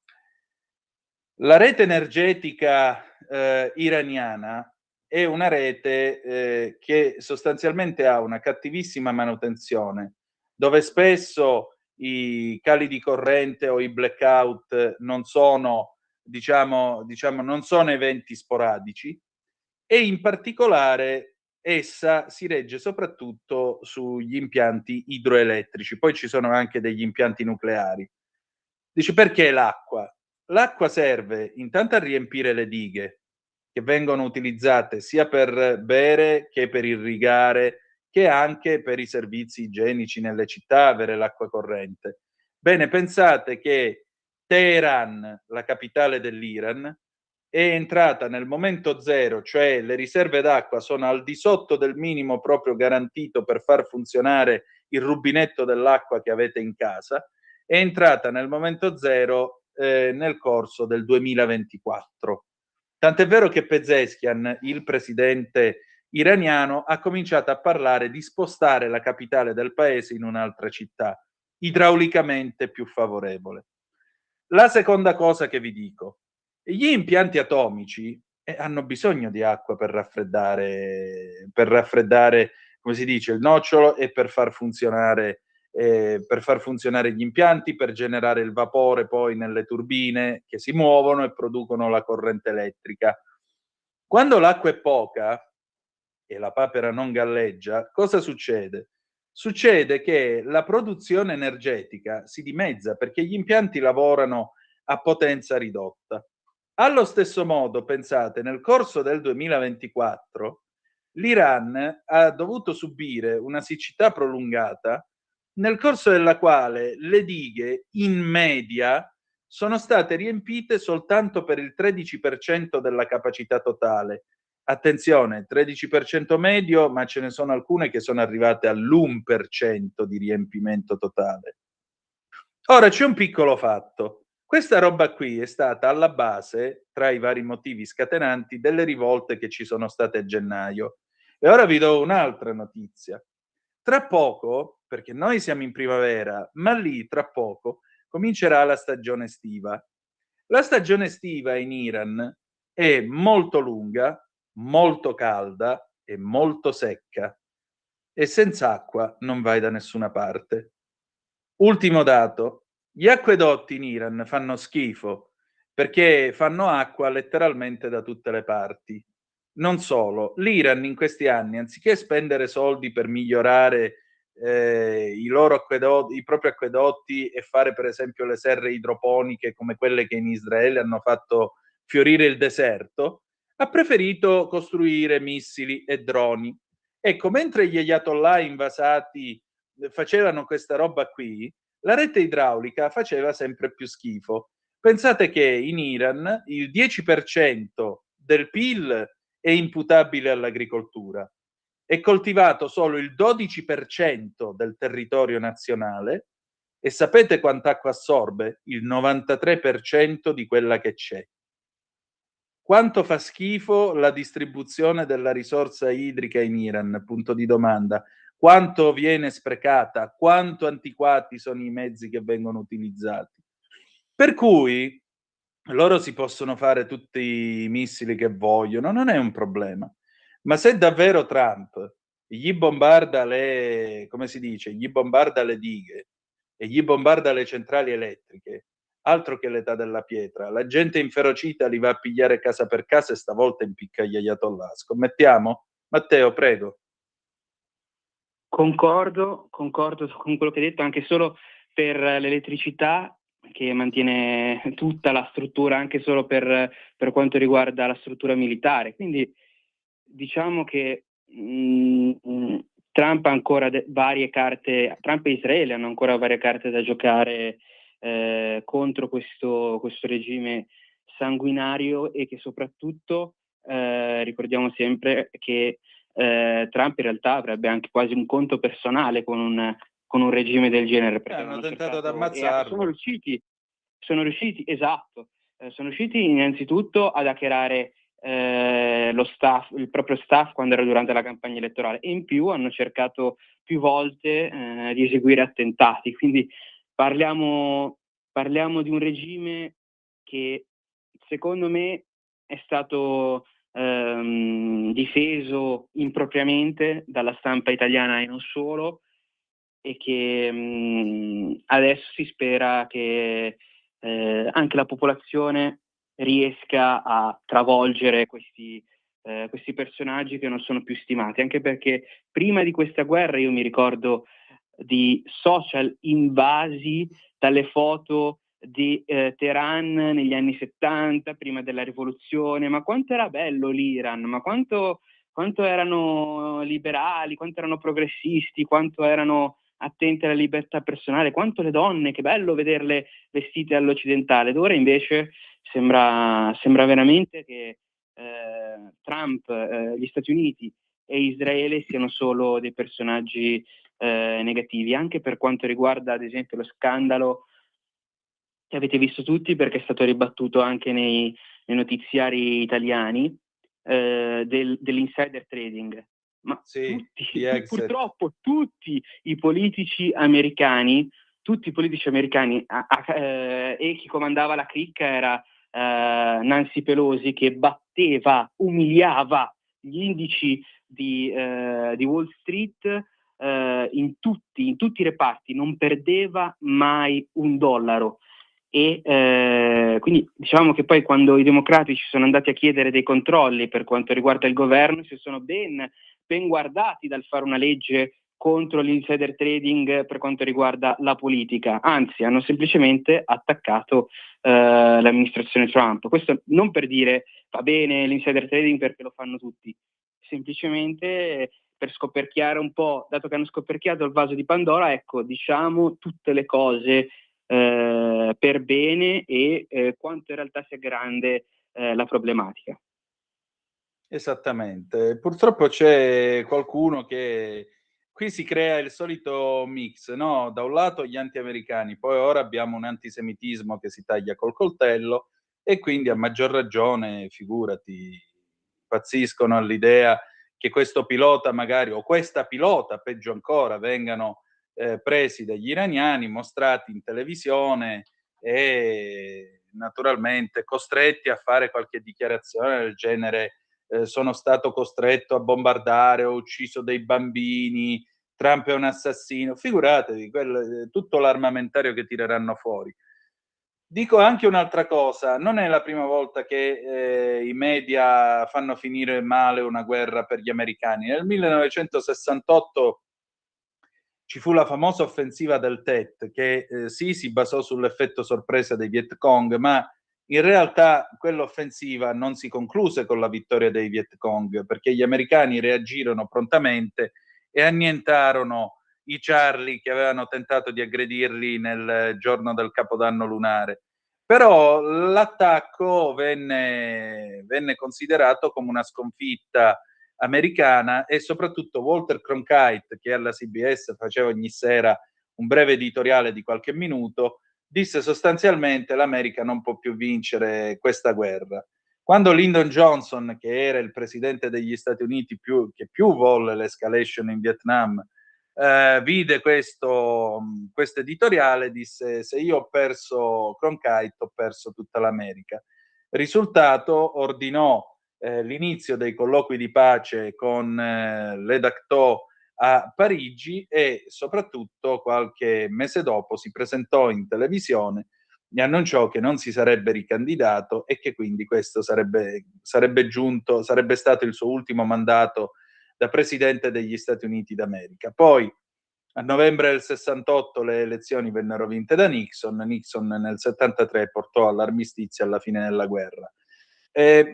Poco da dire, c'è qualcuno che fa il tifo perché gli ayatollah vincono, ma gli ayatollah sono sostanzialmente bombardati tutti i santi giorni, stanno perdendo continuamente infrastrutture, perché finita la guerra, comunque essa finisca, bisognerà ricostruirlo l'Iran. E chi lo ricostruisce? Con quali soldi?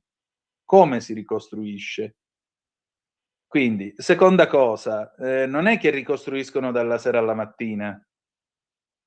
Non è che sta cosa succede dalla sera alla mattina, per cui a maggior ragione, se ci saranno, e ci saranno di sicuro, pesanti sanzioni internazionali, eccetera, eccetera, e magari Israele torna a bombardarli qualora gli torna in mente di fare la bomba atomica a quei fenomeni, non so fino a che punto la gente continuerà a garantire consenso a un regime come questo che da 47 anni li schiavizza. Tu che ne pensi, Matteo? Concordo, e in più ricordiamoci sempre che qua passiamo a discutere giustamente dell'Iran, ma anche dei suoi alleati, ma effettivamente cosa hanno fatto gli alleati dell'Iran? Cosa si possono permettere di fare gli alleati dell'Iran? La Russia in questo momento è impelagata contro l'Ucraina e non credo che voglia muovere armamenti in direzione iraniana, anche perché è una guerra che a loro interessa semplicemente perché l'Iran è uno stato, tra virgolette, amico. La Cina mi sembra un paese veramente poco intenzionato alle guerre degli altri e quindi non interviene mai a sprombattuto e a gamba tesa proprio per aiutare gli alleati. Parliamo anche, purtroppo, secondo me, continua questa autofustigazione occidentale di far passare la Cina come il paese futuristico e gli Stati Uniti come il male del mondo, e infatti secondo me in molti quasi preferirebbero un ordine quasi mondiale gestito dai cinesi, che in realtà anche loro, giustamente perché questo è il ruolo, tra virgolette, delle superpotenze, non guardano in faccia a nessuno, pensano solo agli interessi cinesi e soprattutto dell'elite cinese, che non credo siano gli stessi delle persone comuni qui in Europa. Decisamente. Matteo, io ti voglio ringraziare anche per questo sabato. Insomma, sabato prossimo tornerai con il grandissimo Pier Vittorio. Per me è sempre un piacere e niente, Grazie, alla prossima. Grazie. Alla prossima. Allora grazie a te ancora, Matteo, tanti auguri di buona Pasqua. Allora, bella gente, noi adesso facciamo una pausa per ascoltare Liberamente del direttore responsabile Giovanni Sallusti. Poi torniamo, il telefono è aperto allo 0292947222. Non ci sarà il garage dell'Alfista, ma proseguiremo la rassegna stampa. Restate con noi, a tra poco.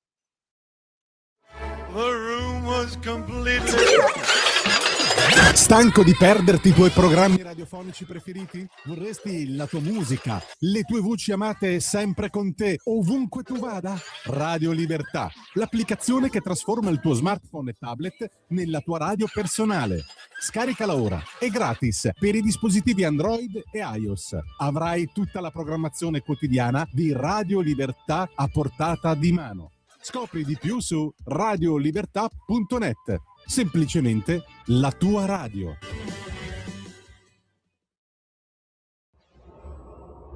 Radio Libertà. Veniamo da una lunga storia e andiamo incontro al futuro con spirito libero per ascoltare tutti e per dare voce a tutti.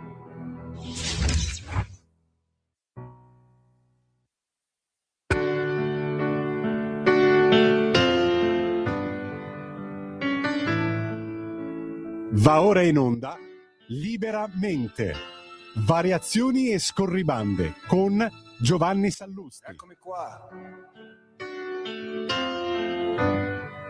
Sono venuto a vedere lo strano effetto che fa la mia faccia e i vostri occhi e quanta gente ci sta. Buonasera a tutti e bentornati a Liberamente, variazioni e scorribande qui su Radio Libertà. Allora, mai come in queste ore vale la regola, un conto è la realtà, un conto è la sua rappresentazione, a maggior ragione se la seconda è interessata, diciamo strumentale, lievemente a volte inquinata dall'ideologia o dagli auspici di chi dovrebbe fare l'analista. A cosa ci riferiamo? Alla narrazione che aveva preso piede, complice anche un certo tentennamento, sbandamento iniziale del centrodestra, che aveva preso piede dopo il referendum, per cui eravamo già in presenza delle magnifiche sorti progressive con l'arrivo sicuro dell'accozzaglia del Campo Largo a Palazzo Chigi. Un brivido ci corre lungo la schiena evocando l'ipotesi, e un governo chiaramente allo sbando e un centrodestra chiaramente liquefatto. Ecco, evidentemente erano un po' più auspici di tifosi che analisi. In che senso? Nel senso che oggi, forse per la prima volta in modo così palese e plastico, vengono battuti dei colpi di politica, anche geopolitica, niente affatto secondari da parte del governo.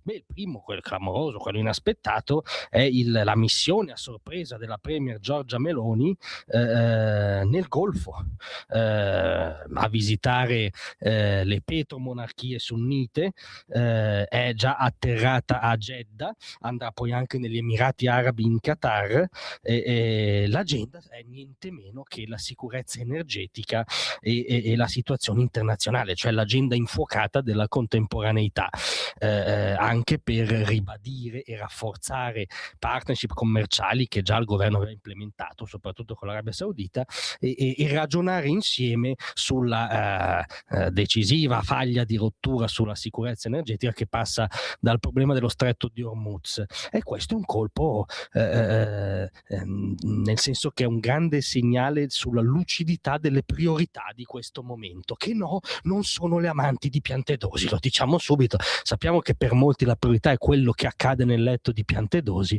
A me francamente da 0 a 10 me ne frega -2.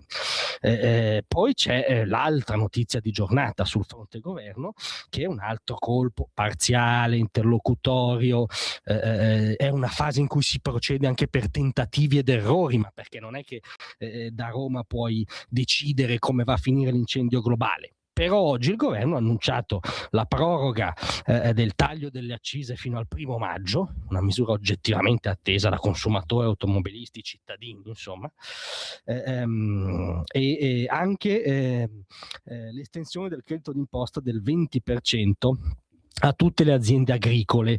Originariamente era previsto solo per quelle del settore pesca, che è un altro provvedimento in questo momento niente affatto banale, cioè si dimostra di stare comunque sulle urgenze dell'agenda contemporanea. Poi ultimo ma non ultimo c'è un mai, come dire, così dichiarata apertura del ministro dell'economia Giancarlo Giorgetti su quel dogma che secondo qualche urocrate, qualche suo aedo mediatico, equivale a quello della Santissima Trinità, che è il patto di stabilità europeo. Ebbene, apprendiamo felicemente che per Giorgetti e per il governo non equivale alla Santissima Trinità. Sulla deroga al 3% prevista dal patto di stabilità è chiaro che la riflessione a livello europeo, se la situazione non cambia, sarà inevitabile, dice Giorgetti, e che da un certo punto di vista registra un'ovvietà, ma è un'ovvietà che non viene registrata da altri colleghi di governo europei, e quindi il nostro si segnala per lucidità. Sull'altro fronte, quello che stava per vincere, assicurarsi tutta la tavola, cosa sta accadendo sul fronte del campo largo? Beh, sta accadendo, ce l'ha raccontato tra gli altri il Corriere della Sera, che si stanno scannando sulla leadership che non c'è e sulla candidatura a Palazzo Chigi che non c'è ancora, ma con ipotesi fantascientifiche, tra cui quella di ripescare, usati sicuri, vogliamo essere generosi, come Pierluigi Bersani, che dovrebbe essere il federatore che evita la lotta fratricida delle primarie e porta il centro-sinistra alle elezioni.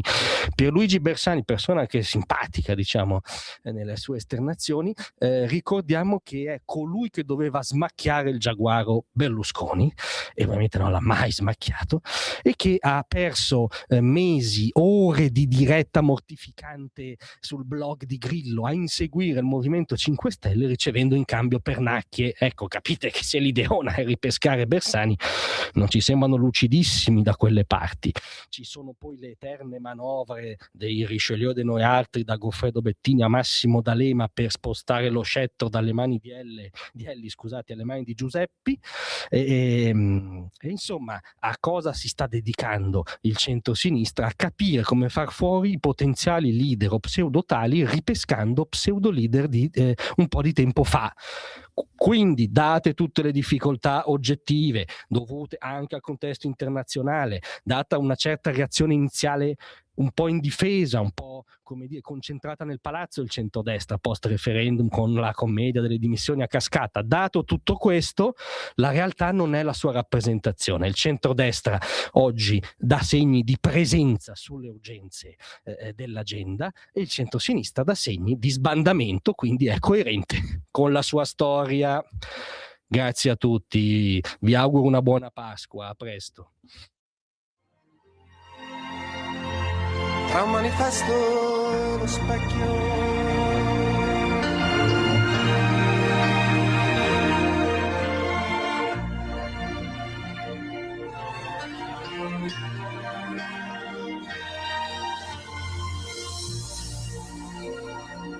Avete ascoltato Liberamente.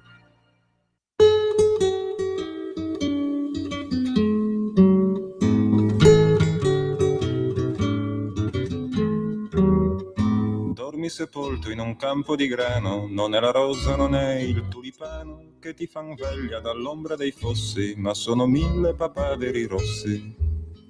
Lungo le sponde del mio torrente voglio che scendano i luci argentati, non più i cadaveri dei soldati portati in braccio dalla corrente. Così dicevi ed era d'inverno e come gli altri verso l'inferno te ne vai triste come chi deve, il vento ti sputa in faccia la neve.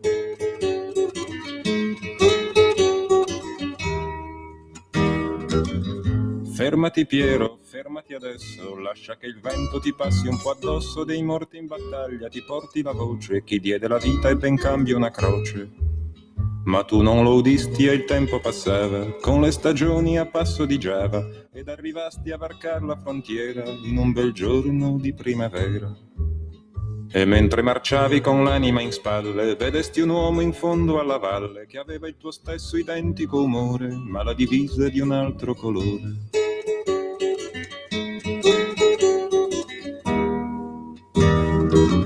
Sparagli Piero, sparagli ora, e dopo un colpo sparagli ancora, fino a che tu non lo vedrai esangue, cadere in terra a coprire il suo sangue. E se gli sparo in fronte o nel cuore, soltanto il tempo avrà per morire, ma il tempo a me resterà per vedere gli occhi di un uomo che muore. E mentre gli usi questa premura, quello si volta, ti vede, ha paura, ed imbracciata l'artiglieria non ti ricambia la cortesia.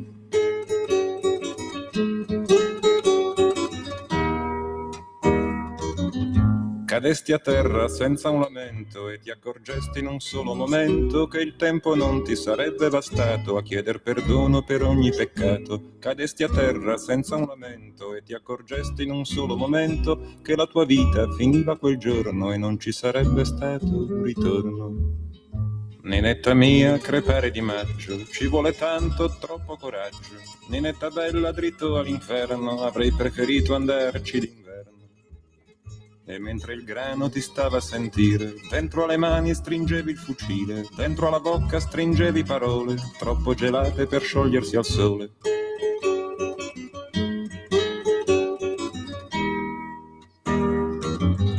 Dormi sepolto in un campo di grano, non è la rosa, non è il tulipano che ti fan veglia dall'ombra dei fossi, ma sono 1000 papaveri rossi. Della linea Antonino. Grazie Francesco, bellissima canzone del 1966, La guerra di Piero, cantata da Fabrizio De André, le 9:43 minuti e 3 secondi sulle magiche onde di Radio Libertà. Questa è sempre la rassegna stampa. Antonino Danna al microfono con voi. Apriamo il telefono 0292947222. Da questo momento potete commentare le notizie di quest'oggi, signore e signori. Nel frattempo è arrivato un WhatsApp o Zappa che dir voglia sia al 340-670-9659. Buongiorno, ma il popolo iraniano in questo momento cosa sta facendo? Allora, per quel poco che se ne sa, perché vi ricordo che da più di 20 giorni internet è down in Iran, per quel poco che se ne sa, la gente cerca di vivere la propria vita tra un bombardamento e l'altro. Naturalmente i bombardamenti hanno sconvolto la civile convivenza, hanno sconvolto la possibilità di rifornirsi, di approvvigionarsi, eccetera, eccetera. Un'altra cosa, il regime terrorizza la gente mandando in giro questi pick-up con le mitragliatrici montate sul pianale. Molto spesso su questi pick-up ci sono delle donne, io non ho sentito una femminista che sia una, con il cencio nero addosso, come lo chiamava Oriana Fallaci, le quali inneggiano nella Teheran rimasta al buio per i blackout e per i bombardamenti, inneggiano alla Repubblica Islamica. Un culto fanatico della morte, un'esaltazione continua del piacere del martirio, proprio qualcosa che è diametralmente all'opposto dal modo di vedere la vita che abbiamo noi in Occidente. Aggiungerei anche un'altra cosa, se mi posso permettere. Da ultimo, come si sa, hanno cominciato ad arruolare i ragazzini dai 12 anni in su. Hitler nella Berlino del 1945 premiava i ragazzini della Hitlerjugend di 14 anni per la difesa della capitale, nella quale ormai i generali che col telefono avevano comandato armate per tutta Europa erano costretti col telefono a vedere l'elenco telefonico di Berlino, telefonare e sperare che qualcuno rispondesse dall'altro lato che la casa non fosse stata colpita o bombardata per sapere dove fossero arrivati i carri armati sovietici. Ecco, ditemi voi se gente così sta vincendo una guerra, che arruola i ragazzini di 12 anni e se ne serve come scudo umano. E se ne serve come scudo umano perché è notizia di un paio di giorni fa che un ragazzino di 11 anni, figlio di un pasdaran di un Basiji, che sono le SS del regime islamico, il padre era stato chiamato in servizio a un checkpoint, si è portato il figlio, il checkpoint è stato colpito da un drone israeliano e immediatamente i Basiji hanno detto che questo ragazzino di 11 anni è morto lì perché era in servizio al checkpoint. Non so, ditemi voi se è una cosa ragionevole, ditemi voi se è una cosa che si può accettare, se è una cosa logica. Comunque, 0292947222, se volete essere dei nostri, possiamo commentare le notizie di quest'oggi e in particolare vedere che cosa sta succedendo in Iran, mentre è una corsa disperata contro il tempo da parte dei soccorritori americani per cercare di prendere di salvare, di ritrovare vivo questo navigatore dell'F-15 abbattuto ieri dalla contraerea iraniana. In particolare diamo anche un'occhiata ai modelli di aereo che sono venuti giù, questo è quello che riferisce la BBC. Il primo appunto è un F-15, Strike Eagle si chiama, è un cacciabombardiere a doppio impiego, può essere utilizzato sia per missioni aria-aria che aria-terra. In particolare è un mezzo che può combattere a lungo raggio, distruggere le posizioni nemiche a terra e poi naturalmente fare rientro alla base. L'equipaggio è composto di 2 persone, un pilota e un ufficiale che si occupa dei sistemi d'arma. È dotato di un radar che scansiona il terreno, permette al pilota di volare molto in piena sicurezza a delle altitudini molto elevate. Gli F-15 sono entrati in servizio nel 1974, ma l'F-15E è stato introdotto per la prima volta nel 1988. L'altro aereo che a quanto pare è stato abbattuto, ma il pilota si è iettato con successo su Hormuz ed è stato poi recuperato dagli americani, è la 10 Warthog, in particolare è conosciuto anche come Warthog, ma il suo modello è A10 Thunderbolt 2, ha visto il battesimo del fuoco durante la guerra del Golfo nel 1991, è un aereo altamente maneggevole a bassa altitudine, è disegnato per dare appoggio alle truppe terrestri. I motori sono montati in alto sulla fusoliera e ce li ha in coda come il DC-9 o come l'MD Super 80, tanto per chiarirci, per proteggere, appunto, sono montati in questo modo per proteggerli da eventuale fuoco da terra e un eventuale risucchio di rottami, polvere e così via. Ha anche dei carrelli di atterraggio molto robusti che sono concepiti per poter atterrare su delle piste improvvisate, di terra battuta o anche danneggiate. Può trasportare un mix di munizioni sotto le ali e sotto la fusoliera e in punta sul muso monta un cannone che è in grado di tirare qualcosa come 3.900 colpi al minuto.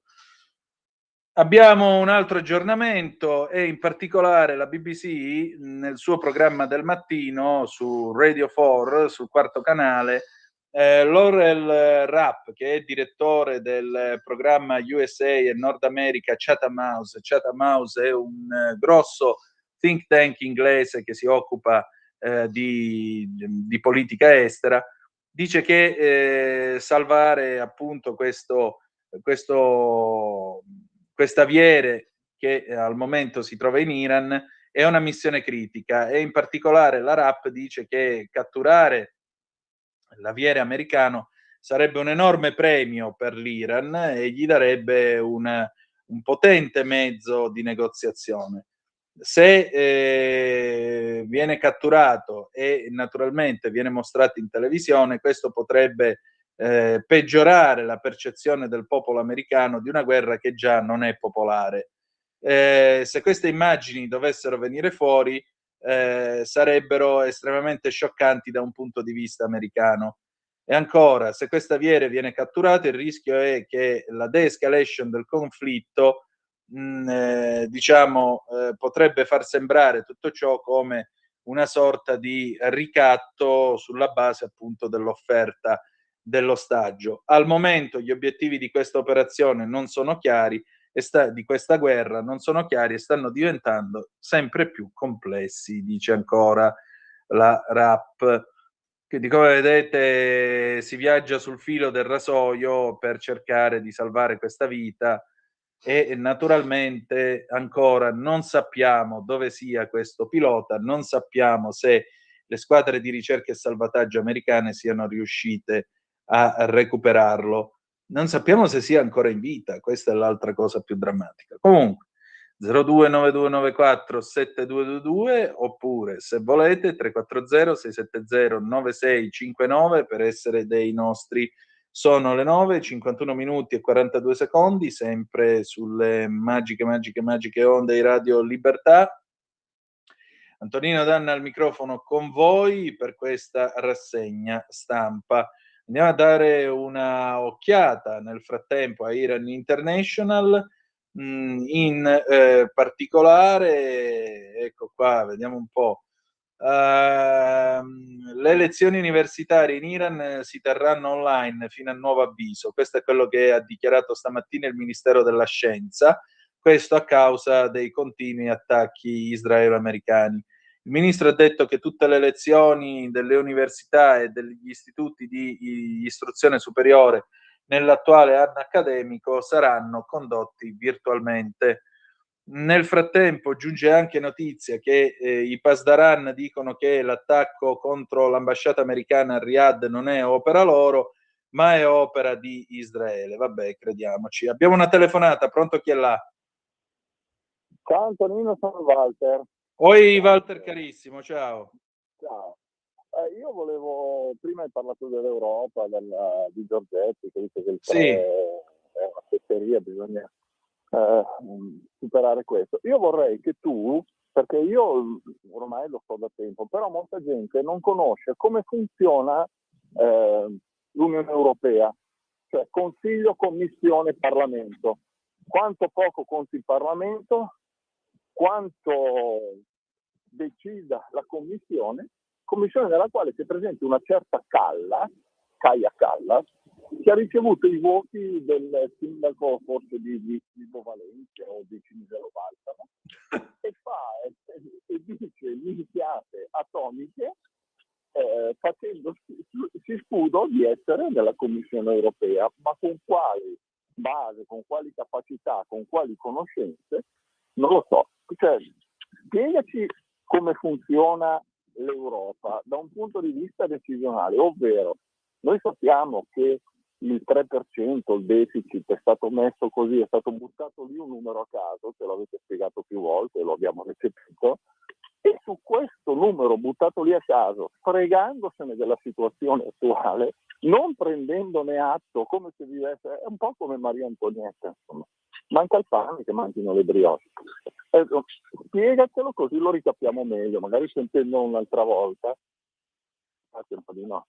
Grazie a te. Allora, molto rapidamente, la Commissione europea è l'organo esecutivo promotore del processo legislativo dell'Unione Europea e in particolare è composta da dei delegati, uno per ogni Stato membro dell'UE detto commissario, a ciascuno dei quali è chiesta la massima indipendenza decisionale dal governo nazionale che lo ha indicato e in particolare la Commissione ha un rapporto fiduciario nei confronti del Parlamento europeo.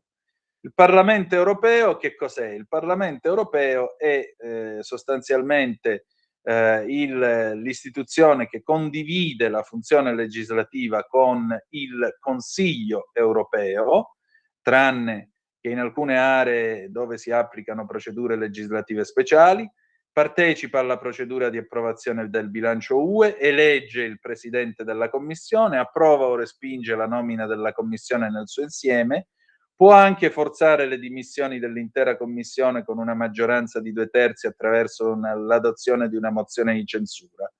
E in particolare dovrebbe esercitare un controllo politico sulla Commissione mediante l'approvazione di mozioni e dichiarazioni, può per esempio sollecitare la Commissione a esercitare l'iniziativa legislativa in una determinata materia. Sostanzialmente non serve a niente. Ecco qua, anche perché la Commissione è una Commissione che è stata voluta da Macron e soci in funzione antidestra, il Parlamento purtroppo non ha i numeri, i conservatori non hanno i numeri per poter far sentire la loro voce e questo è il risultato, signore e signori. Va rivista questa Europa, va rivista, va ripensata, così com'è non va bene. E poi vedete, è tutta gente che è completamente scollegata dalla realtà. Lui faceva l'esempio di Kaja Kallas. Kaja Kallas viene da un paese di appena 1,5 milioni di abitanti, come osservava su X il senatore Borghi. Grazie a Dio non l'ha votata né il sindaco di Vibo Valentia né tantomeno il sindaco di Cinisello Balsamo, che salutiamo entrambi. Ma il problema è che questa qui dimostra la sua assoluta, come potremmo dire, assoluta mancanza di sostanza a livello internazionale. Questa è una che per motivi storici ce l'ha e familiari, ce l'ha con i russi a morte, ma e quindi bisogna armarsi contro Mosca e quella. Quando però si tratta di andare a pigliare il petrolio nel Golfo Persico, e purtroppo potrebbe anche costare essere coinvolti in questa guerra, perché vedete, il punto è questo: finisce la guerra, l'America magari si ritira, dopodiché l'Iran comincia a usare Hormuz come una tagliola nei confronti dell'Europa. Non riconoscete la Sharia, perché vi ricordo che è una teocrazia quella. Quelli sono convinti che ci dobbiamo sottomettere tutti all'Islam. Per esempio, non date alla Sharia libertà di essere equiparata agli ordinamenti giuridici laici nazionali? E noi vi chiudiamo Hormuz e non vi diamo più petrolio. Voi non vi schierate a favore della bomba atomica iraniana? E noi chiudiamo Hormuz e voi morite.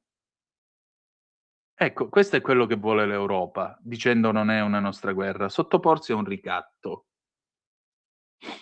Quando quel fenomeno di Johannessen, o come diavolo si chiama lui, prende e dice dobbiamo pensare addirittura al razionamento della benzina, voi vi rendete conto di che razza di politicanti ci sono in questo continente?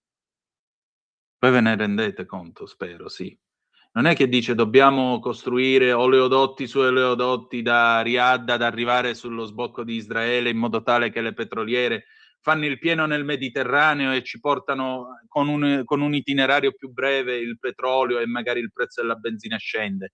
E pazienza se ci vorranno un paio d'anni per farli. No, non dice questo. Dice, vabbè, petrolio dai russi non ne compriamo.